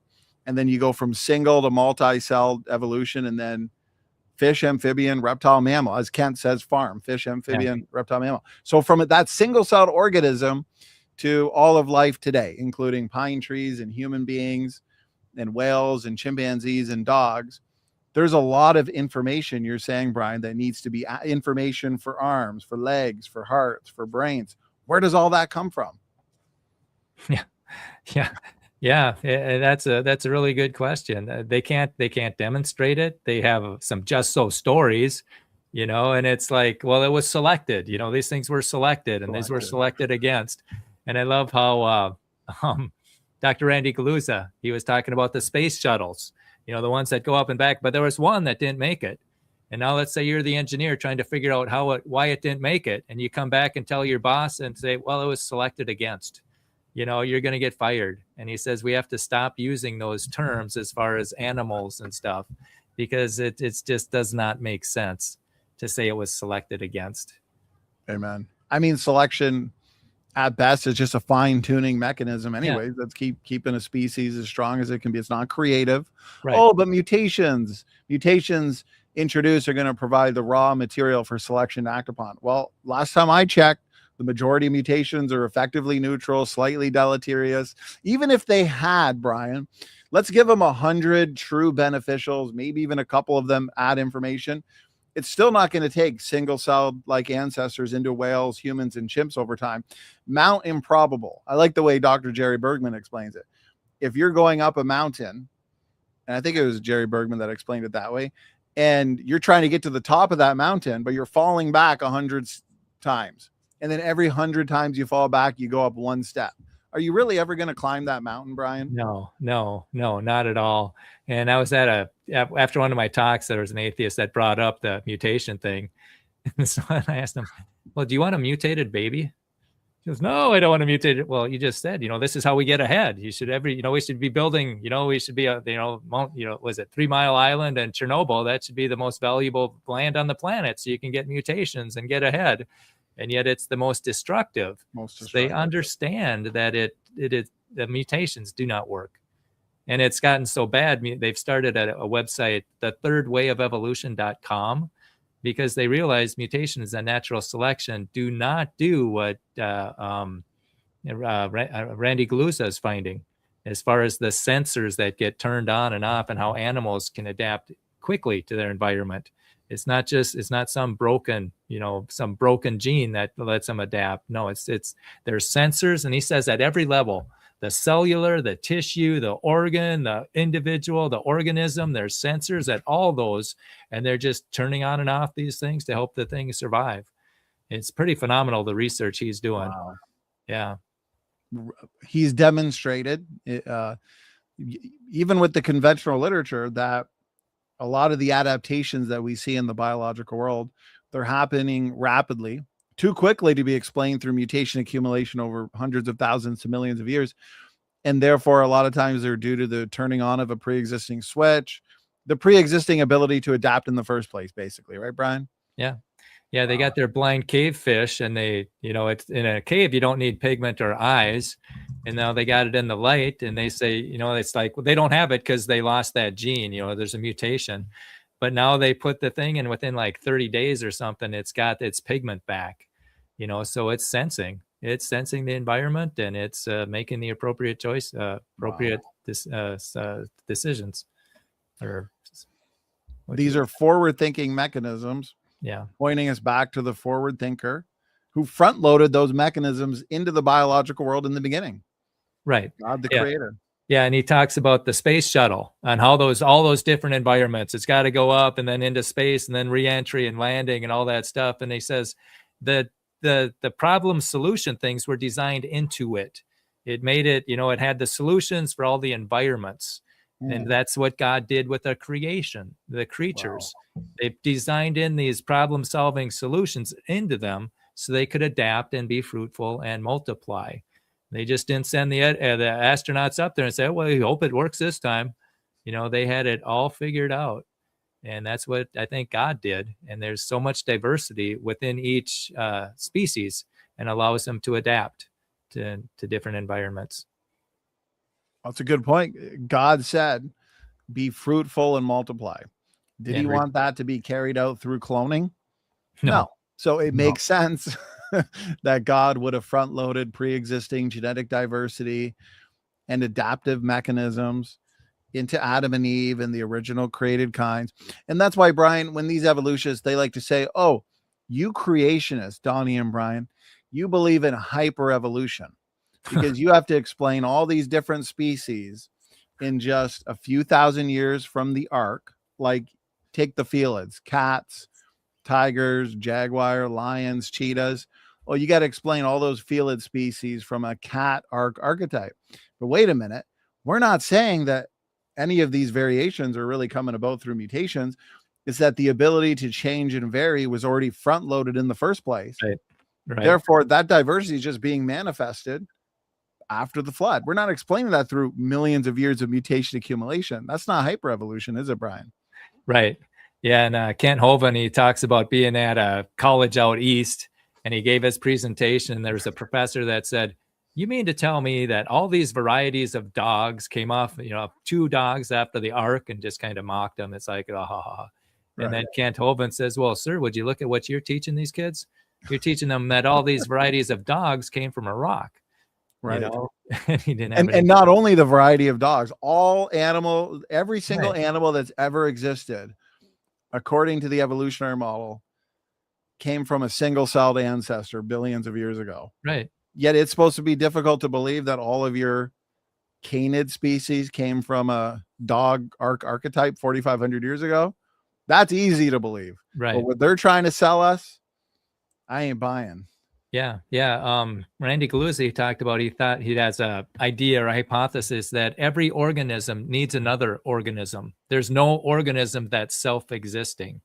It always needs something else. So it'll be interesting to see if that turns out to be true. Well, and that's the creation model making testable predictions, because a line of supporting evidence for what we're discussing and what you brought up with design diversity, the pre-existing ability to adapt, is the fact that your junk DNA paradigm has been completely overturned. We understand now that over 80% of the genome, at least, is active. Yeah. Their best arguments, like ERVs, pseudogenes, or loose sequences, we now understand that they have essential functions necessary to sustain healthy life processes in the cell. So doesn't that evidence from genome-wide functionality also point us back to the creator, the God of the Bible? Well, yeah, that's why they thought it was junk, all these mistakes over billion or millions of years or however long. And that's what Bob Enyart, he was interviewing Eugenie Scott. And he said that, and he kept asking her for evidence for evolution. And she kept dodging the questions. And then she finally said junk DNA. And Bob says, Her hey, favorite. Yeah. And so he said, Eugenie, I'm going to give you a chance to take that back. I'm going to timestamp this at this time and this date and this year. He said, we're just beginning to learn about it. And she says, no, I think we're over the hump. We got it pretty all figured out. And the Bible thumping pastor has turned out to be right. And the president of the head of the National Center for Science Education has egg on her face. She was wrong. And they were wrong about vestigial organs. They've had a lot of wrong predictions, and people have paid the price, unfortunately. Are there any vestigial organs, Brian? No. They all have known functions. Yeah. Like the appendix that's used to store bacteria in case your gut gets cleaned out. And then there's also a couple other things. Who was it? Cazell. Dr. Cazell gave a talk at Twin Cities Creation Science Association. Joseph and Cazell, he went, and they went through, and it was just amazing. It's like, well, where do we get our blood before the bones are formed? And it's like, wow, it's so complex. I love that they've now resorted to historical revisionism, because now they're saying, Brian, well, we never said that these organs or structures were completely non-functional. It's just that they've changed from their original function. How would they know such a thing? I want to see them prove to me, demonstrate what the original function was, how it lost that function or retained it and then gained another, shifted toward. Isn't this just evolutionary philosophy? Right. And I heard Dr. Galuza speak a couple of times last month or in April. And he talked about how they said how, the evolution is undirected, Mm-hmm. And then now they're saying that, well, where did you get an idea like that? It's like, well, from you. That's what you were telling us, it's just clearly that it's not undirected. There's clearly a design, clearly. And they just, but you're right, revisionist history. It's kind of like now they'll say, oh, we never thought there was billions of years of dust on the moon. We never thought it would be that deep. But actually, according to that Richter guy, yeah, they did. They had to do a hard landing on the moon to blow that theory away. And you notice that the space capsule, it's got big dishes on the bottom, because they thought they were going to sink in on the legs, dishes on the leg, and the ladder was 1.5 feet too short because they thought the dust would be there. But after they figured out, they already designed, so they didn't change it. But yeah, they like that revisionist history. Well, they do the same thing with junk DNA as well. The biologists now, they'll say, well, we never said it was all junk. But yet I could show you quote after quote after quote, even from Richard Dawkins of them, and I'm just paraphrasing, basically saying, the majority of your genome, the majority of your non-coding DNA might as well not even be there. And it's funny because it'd be like me saying, like, I have a sock drawer, but then I just happen to have one random shirt in there. Does that now become my shirt drawer? No, it's still the sock drawer. So even if they thought, well, maybe there's a couple little functions in the non-coding region, they were asserting that the majority of the non-coding regions of the genome were junk. So even if there was just a couple that they thought might be there, it's still junk DNA according to their model. Yeah. They can't tap out, Brian. They won't tap out. No. And what does Bob Enyart say? It's whoever can say the most absurd thing with the straightest face is going to get the most funding. That's why some of the PhD scientists that are evolutionists can be dangerous, because they'll say absurd things. Yeah. They'll preach their evolutionary religion, their evolutionary philosophy, but because they got the PhD, they got the letters before their name. Yeah. Oh, wow. What they're saying must be true, must be so profound. It's just a lot of imagination is what it is. Right. Yeah. A guy at our church called it wishful thinking. It's like, yes, wishful thinking. We got Sydney Raptor here who believes he's related to raptors and banana plants. Appreciate having you. He says vestigial organ or structure, the tailbone, the coccyx. Is that really the leftover remnant of when we used to have tails, Brian? No. I think it's Frank Sherwin. And he would say, if you think it's vestigial, well, I'll pay to take it out.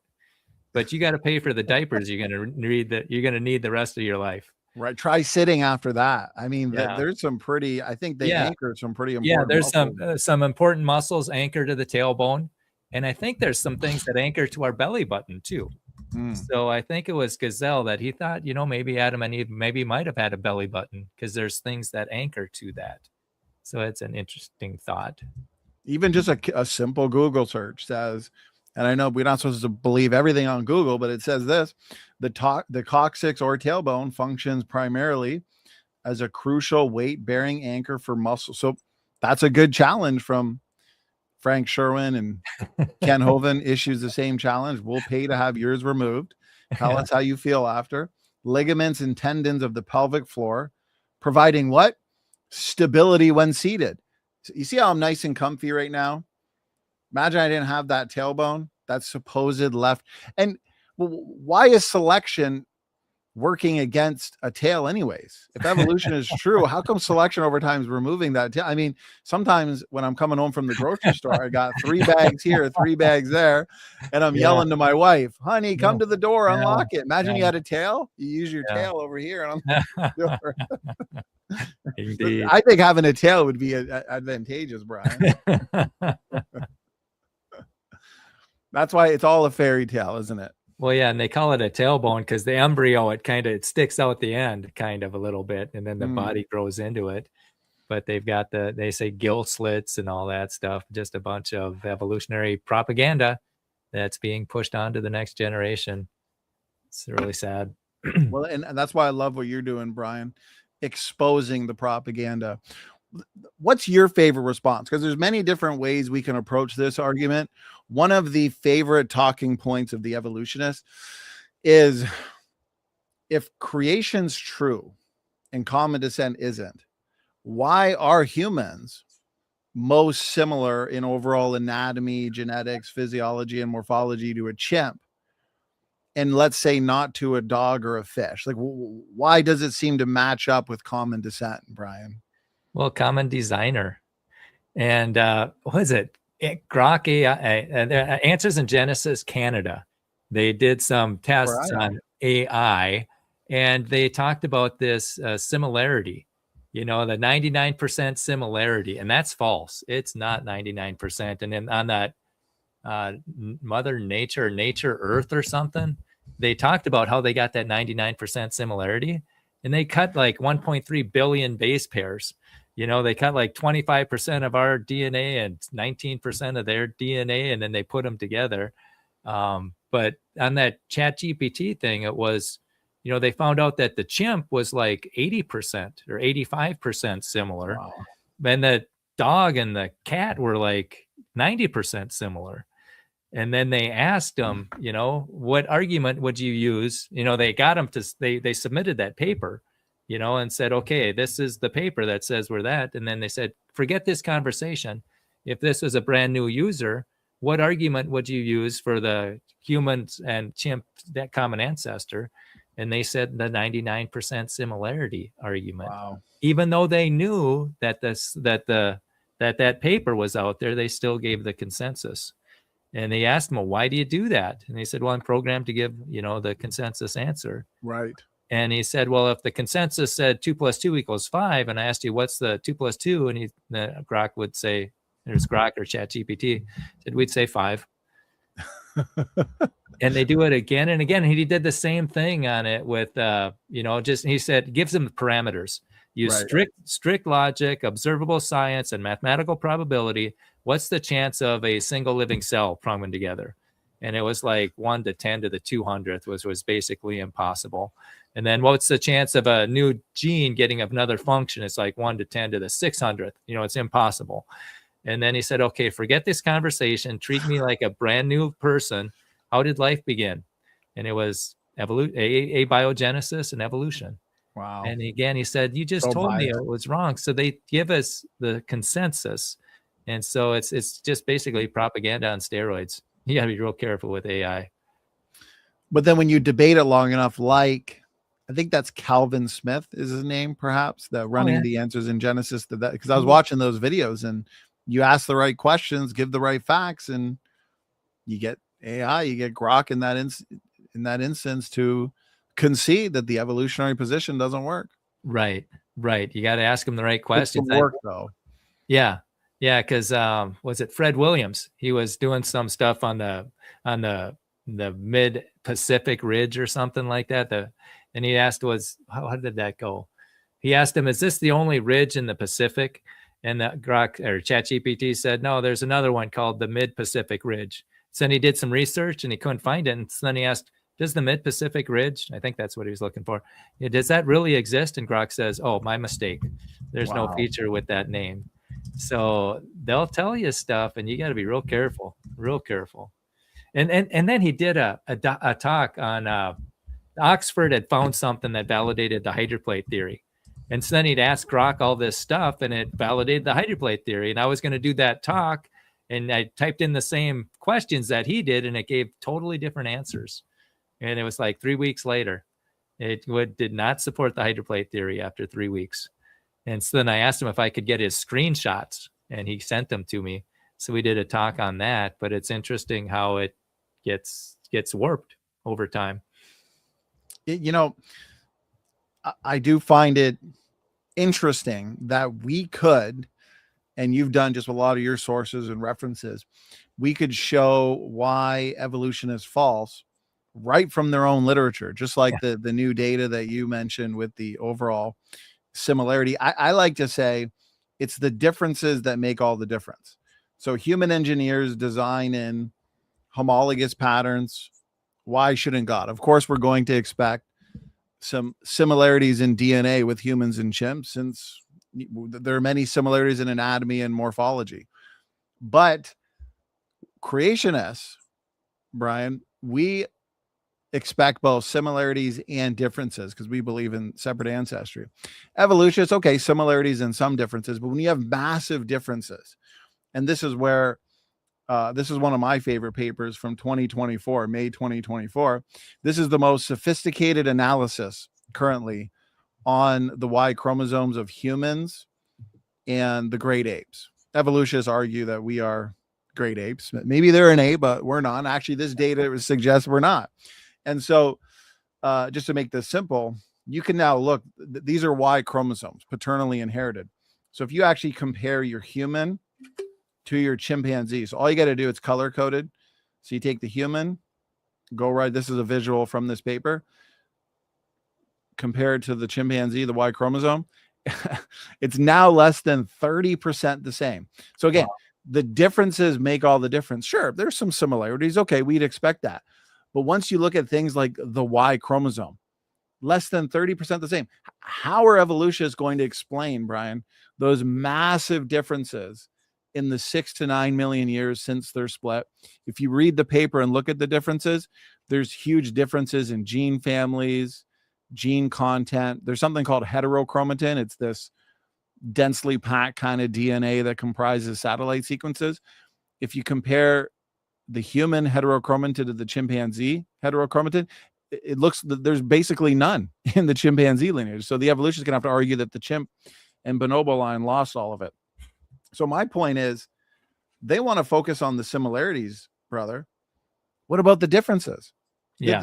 There's even differences, but you take a sequence of human DNA, compare it to that same sequence, a similar sequence in chimp DNA, there's still differences in how they're regulated, like with the brain, for example. So there's differences even within the similar sequences. Yeah. Yeah. It's rough to be an evolutionist in 2026, isn't it? Yeah. And I think the creationists are doing a lot better science.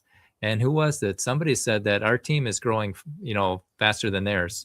People are more excited to join the creation team than the evolution team. Amen. Okay. I'd rather be on the side of truth. Yeah.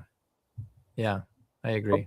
But Brian, we have an atheist here wondering, at least I'm assuming it's an atheist. Can Brian prove the resurrection of Jesus scientifically? I mean, if it's a miracle, I mean, is that something you can prove scientifically? What are your thoughts? Well, scientifically, I'd like to think of science as observable, testable, repeatable, falsifiable. So in that respect, I would just point to 2026. What does that point to? We know what BC is, before Christ. Okay, what's 2026? I know they're changing it to BCE, before Common Era. Yeah. But it doesn't matter what you call it. Something happened for us to change the calendar there.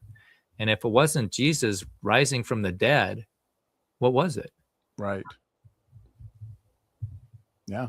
I mean, it's a great point. I mean, we could do an entire show on the evidence for the resurrection, and miracles, correct me if I'm wrong, Brian, by definition, they have to be rare. It's not like miracles can happen all the time, or else by definition, they wouldn't be a miracle. Yeah. It's supposed to be something that really goes outside the laws of physics and science and the universe, right, for us to recognize it in the first place. But if miracles are just happening all the time, every day, it's no longer going to be something that's a rare occurrence, therefore no longer even considered a miracle. Like the resurrection was a miracle, of course. Well, I think that conception is a miracle. It happens all the time, so we don't think it's a miracle. That's a good point. But boy, there's so many things that have to go right, and so I guess, I don't know, but yeah, that's a little different tangent. No, I completely agree with you. Conception is a miracle. The fact that we're here is a miracle. The fact that we're able to just sit here and speak and exist in the earth and the universe, but because we exist here every day, sometimes we forget that we're living in a miracle. Yeah. Every time you see a baby born, it's a miracle. Oh yeah. Yeah. That is just amazing. All the things that have to go right. And it's just, and then, who was it? Dr. Cazell, he gave a talk on, a baby that's living in fluid, and then it adapts to breathing in air, and he gave a talk called, You've Come a Long Way, Baby.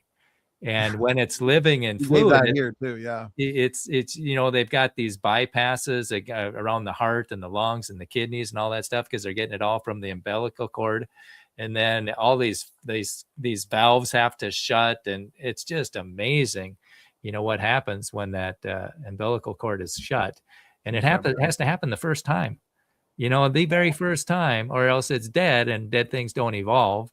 And my brother had a dairy farm, and I said, that probably happened to every one of your calves, and it's just amazing the design that's put in there. Wow. And it is just an awe-inspiring creator we have. And yet people deny it, they don't want to see it, but it is really, really, really a wonderful world we're living in. And we take it for granted too much. We do. I'm glad that you brought up those points. You really would have to be willingly ignorant.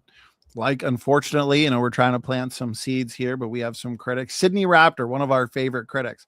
Again, he's asserting that I'm misrepresenting the Y chromosome issue, but I just wanted to show. I wrote an article that Sydney has dodged. I've also challenged Sydney to a respectful debate. People, I recommend checking it out. It's titled "Critics All Dodging No Answers. Sydney Raptor misses first base." So I go through why Sydney Raptor, one of our favorite critics, he is wrong on the Y chromosome issue. And see, Brian, what they'll want to do when it comes to a lot of the DNA similarity, they'll want to make common ancestry assumptions.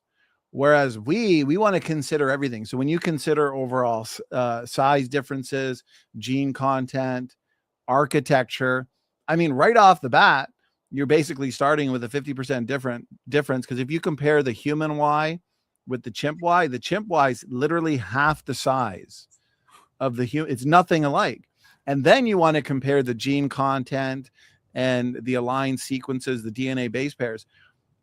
My challenge to critics like Sydney, when you consider everything, you're looking at less than 30% DNA similarity in the Y chromosome. Provide me a model. Show me that. I mean, we like science as creationists. Evolutionists pretend they like science. So I want to see a mathematical model showing why, when, how, and where, right, Brian? These changes. Don't just assert, well, maybe this. That's storytelling, or as Brian said earlier, that's wishful thinking.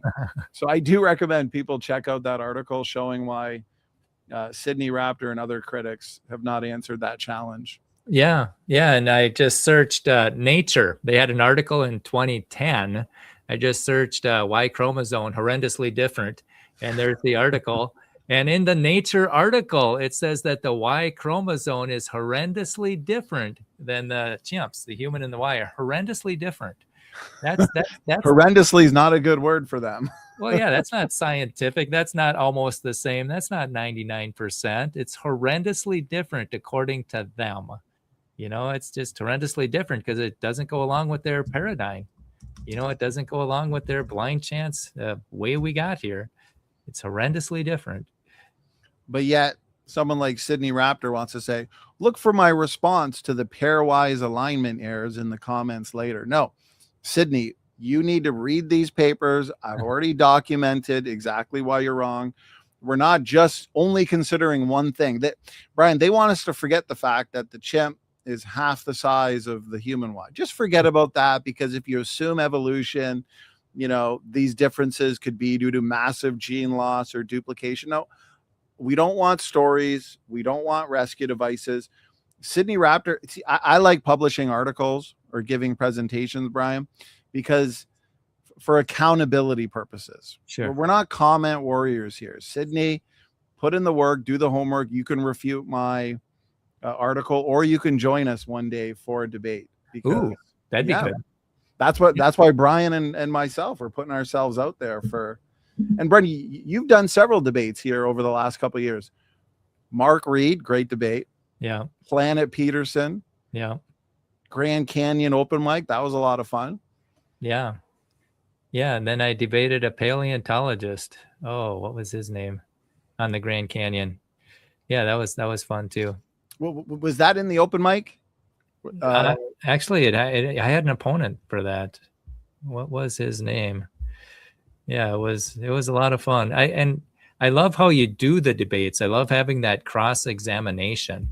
Yes. Because then otherwise the moderator can steer a debate. It can bean some guy, and then it can be a 2-on-1. Yeah. Dr. Dino, that's who I debated on the Grand Canyon. You're right. Yes, that's what it was. Yes, he's a paleo. That was a great debate. Yeah. Another debate where you showcase the power of the young Earth model. Yeah. And I respect anybody who steps up to the microphone. It's not easy to do. And I respect anybody with whoever side they're on. I appreciate them that they do that. What are a couple things you've learned that maybe some of the benefits or positives of these debates that you've participated in, Brian? Well, it helps me to prepare. That's true. It's a great way to grow and learn. It's like studying for an exam. Yeah, and I love that.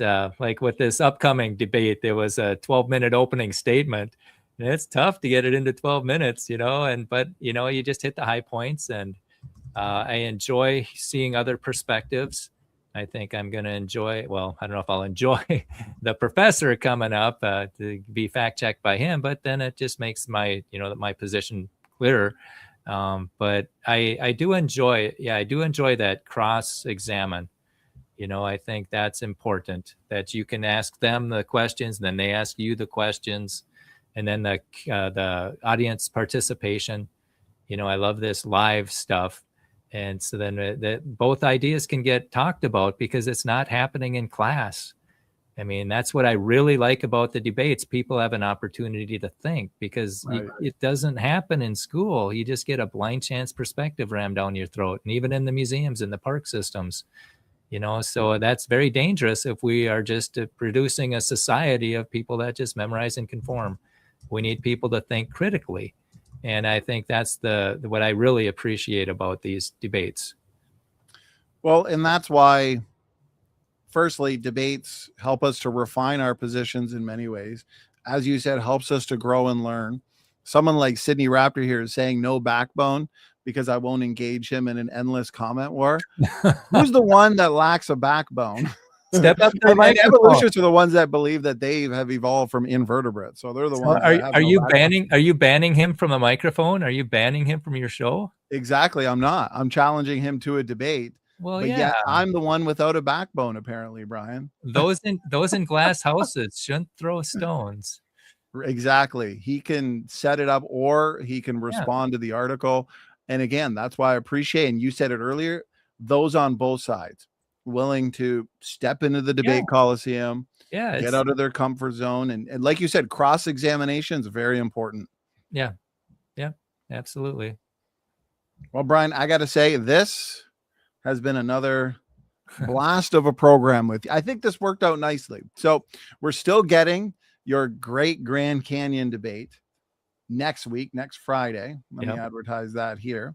Yeah. And that'll be with Jackson Rowe. So it is still happening. Jackson will be set with his connection and everything good to go. So I'm excited for that. And tonight we got to discuss the basics of creation. You gave another excellent talk there, Brian. I feel like I could discuss creation, evolution, ancestry, and origins with you all. It definitely doesn't feel like it's been a couple hours. So Brian, let me throw it over to you, my brother. Is there anything in terms of final words that you'd like to leave us with here tonight? Yeah, I'd encourage people to get more informed and just get in this battle. This is a battle worth fighting. And I encourage you to tune in for the Grand Canyon debate, because I'm going to show you a very simple, practical way to get another idea out there. And again, I just appreciate Donnie. I feel, and if you can want to send him some super chats to encourage him, that would be a tremendous blessing. And again, this is not science versus religion. This is blind chance versus creation. And we need to define the terms like science. It's observable and testable. And so with that, I think we got the winning hand. The avalanche of truth is beginning, and I encourage people to get in it and start a creation club in your community. Do something to reach the next generation. Amen. Great final words. I want to encourage people to check out and subscribe to your channel, Solidify Your Faith. You're always putting out fantastic talks, a diversity of topics as well. I think it was just a month or two ago you did a talk, correct me if I'm wrong, dinosaurs in the Bible. We did. Yeah, we did the dinosaurs, because there's so much confusion about that. So much confusion. If we can take the dinosaurs back, because dinosaurs are the gateway to evolution, evolution's the gateway to atheism, and we're not equipping the next generation good enough. And I think that if we can take that back, we've got that'll be a big feather. Give us more momentum, and it'll help people from getting train wrecked. Well, I see it on your channel here, Creation Science 114, dinosaurs, and then 113, a creation perspective. I have 3 kids. They love dinosaurs. I love dinosaurs. And so that's where you'll find, unfortunately, a lot of propaganda. Right. Because then Satan, or those that want to push the evolutionary paradigm, their evolutionary philosophy, they're going to push it in areas where they know kids or people enjoy. So I like the way we need to take back dinosaurs. Right. With a creationist perspective, the true perspective. Yeah. Yeah. And kids, they believe everything, you know, and we have to get them when they're young, and they know, I mean, they know millions of years, they know all the dinosaurs and all that stuff. And we just have to say, you know what, they were created on day 6 with the other land animals. Not a big deal. And we need more churches to start equipping them, because a lot of churches, they don't touch the subject. They don't touch the age of the earth. They don't touch Noah's blood. And that's where I think the church is doing a real disservice to Christ. You know, Christ is our creator, and he refers to the flood, and he refers to creation, and there are dinosaurs in the Bible. And I think that that's a battle that we need to fight too. And if there's anybody out there with graphic skills, you know, multimedia or making shorts, that seems to be where people are at. And I was encouraged with Matt Naylor's advice about building teams and getting in the battle with a team, because we all have strengths that we can use, and to be more than together we're more than we are individually. So I encourage people to start putting together teams and creation clubs and go wherever God opens the door. Even if you don't think you're prepared for it, I think that it's a learning process, and that's what we need. We need to get sharp. Every day's an adventure. Sometimes it's good. We kind of just here at this ministry, we just jumped right into the deep. I just jumped right into the deep end years ago, starting to do debates, not even really certain who I was debating. And I find out, like you said earlier, oh, this is one of the more informed evolutionists. And that's how you learn. That's how you learn what their best arguments are. That's how you learn what our most powerful pieces of evidence for, which is why I kind of wanted to end this show with a bang.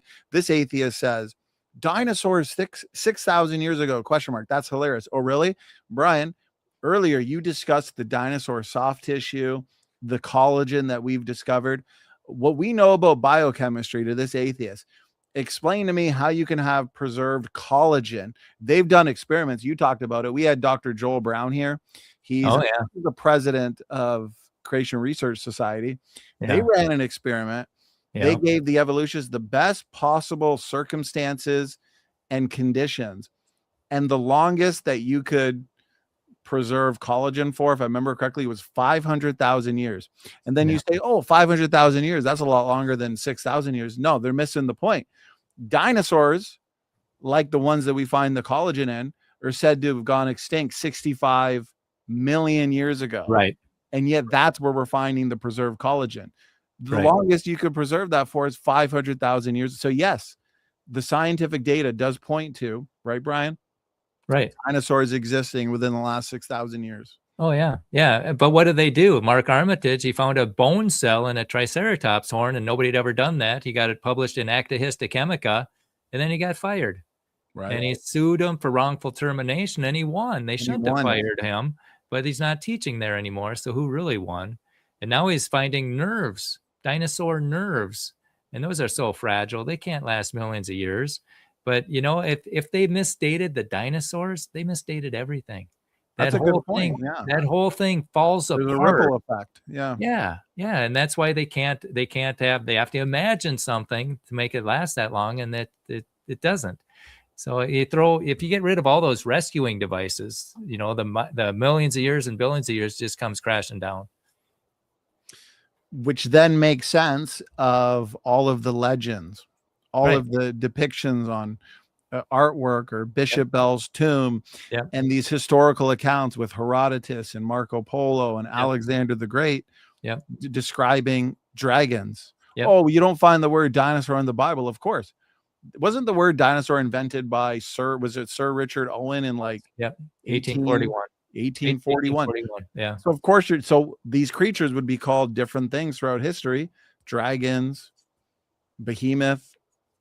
We have art. If humans, isn't this logical, Brian? If humans are describing dragon-like creatures or drawing pictures of what looks like what we understand as dinosaurs? Isn't that because they probably saw them firsthand? Well, yeah, and it bothered Carl Sagan so much that, how can these cultures that are separated by time and distance describe the same creatures? And Wow. then he wrote this book. You can still get it on Amazon. I believe it's called Dragons of Eden. And he says his premise was that the memories of dinosaurs got passed on in our DNA. Yes. And that's been debunked, but that does show that cultures all over the world were describing, they saw dinosaurs. And it bothered him so much that he came up with some fairy tale that nobody went along with. So his theory was basically there's a shared memory of dinosaurs and dragons due to the evolutionary process of that being retained in our brain, basically. Apparently. Yeah. Rather than just admitting the Bible's true, which means clearly Carl Sagan sees this as an issue. This isn't something you could just hand wave away, because if you could, then what would be the point of Carl Sagan writing an entire book like that about it and then concocting a wild, far-fetched answer? Yeah, exactly. Exactly. Wow. And the people that find this stuff, they get, the character assassination, or they just try to get discredited. I interviewed a real quick interview of Carl Baugh in Glen Rose, Texas. He went there to excavate some, part of his education thing was to excavate some fossils, and he got them and he was ready to go. And they said, let's do one more. And so they dug into the dirt some more, and he found a human footprint next to the dinosaur footprint. Wow. Yeah. And I asked him, I said, and he said, he just described it. And he said he couldn't sleep for 4 days and 4 nights because he was an old earther. And this just brought the dinosaurs right into the human. And then apparently the newspaper came out, and they did a story called Footprints Stomp on Evolution or something like that. And then they went on and try and discredit them. But some people say don't talk about it. But I say, hey, this happened. You can decide for yourself if you think it's legit, know. And they moved. Yeah, that could be a whole nother talk. But footprints in stone, I think. Well, perhaps we could do, if I know how busy you are, but perhaps in the future, in the summer, we can have one of your talks on dinosaurs because there's so much good information there. Right. And again, it happened, and you can talk to them. And and then I think it was Don Patton that he's found some more, and he's found, footprints elsewhere too. And the question I have is, how does any footprint preserve? They find dinosaur footprints on every continent. And it's like, well, what process today is preserving footprints? Something happened very rare all over the world to preserve these footprints. What could that be? And don't they oftentimes find the footprints before the creature? So you'll find a fossilized creature, but then so it almost looks like they were running from something. Footprints rapidly buried and preserved, and then the creature eventually. Wow. Yeah, something happened, and I think the clues are undeniable, pointing to a flood. But again, I think it's a spiritual issue, and we just have to keep chipping away at those false ideas, and hopefully more people will see the light. 2 Peter 3 says that the scoffers in the last days, I think there was a spider on my neck. The scoffers in the last days will be denying 3 things: the creation, the flood, and the coming judgment. And that's exactly what we see today. We see that with the critics and the skeptics in the chat. Yeah, that's a good point. So whenever somebody scoffs at me, it's like, hey, you're fulfilling, you're proving the Bible. The Bible said you'd be here. You're just validating the Bible. So thank you so much. Thank you for confirming the truth of 2 Peter 3. Peter predicted this 2,000 years ago. You're denying and I find it interesting because the arguments and challenges that they issue to us, right? Yeah. We can answer those with the flood. Yeah. But then they deny the flood as predicted 2000. And no wonder why they think this is a challenge, because they're denying the very event that explains the observation. Right. Yeah. Well, Brian, this has been another great, I guess we just had a bonus section, didn't we? I guess we did. And that's one thing we like about engaging doing these shows live, because you never know what people are going to bring up in the live chat that sparks a second discussion. So Brian, God bless you. I want to encourage everybody in the chat, please check the description box of this video. I've already put Brian's link to his channel, Solidify Your Faith. Subscribe to him, support him. He really is doing great work. The Bible in Proverbs says that the fruit of the righteous is a tree of life. He that winneth souls is wise. And you're giving the truth.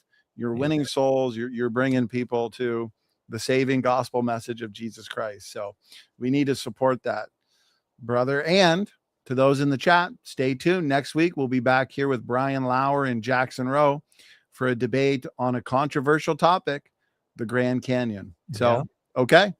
Standing for Truth is signing off. God bless you all. We'll see you again soon.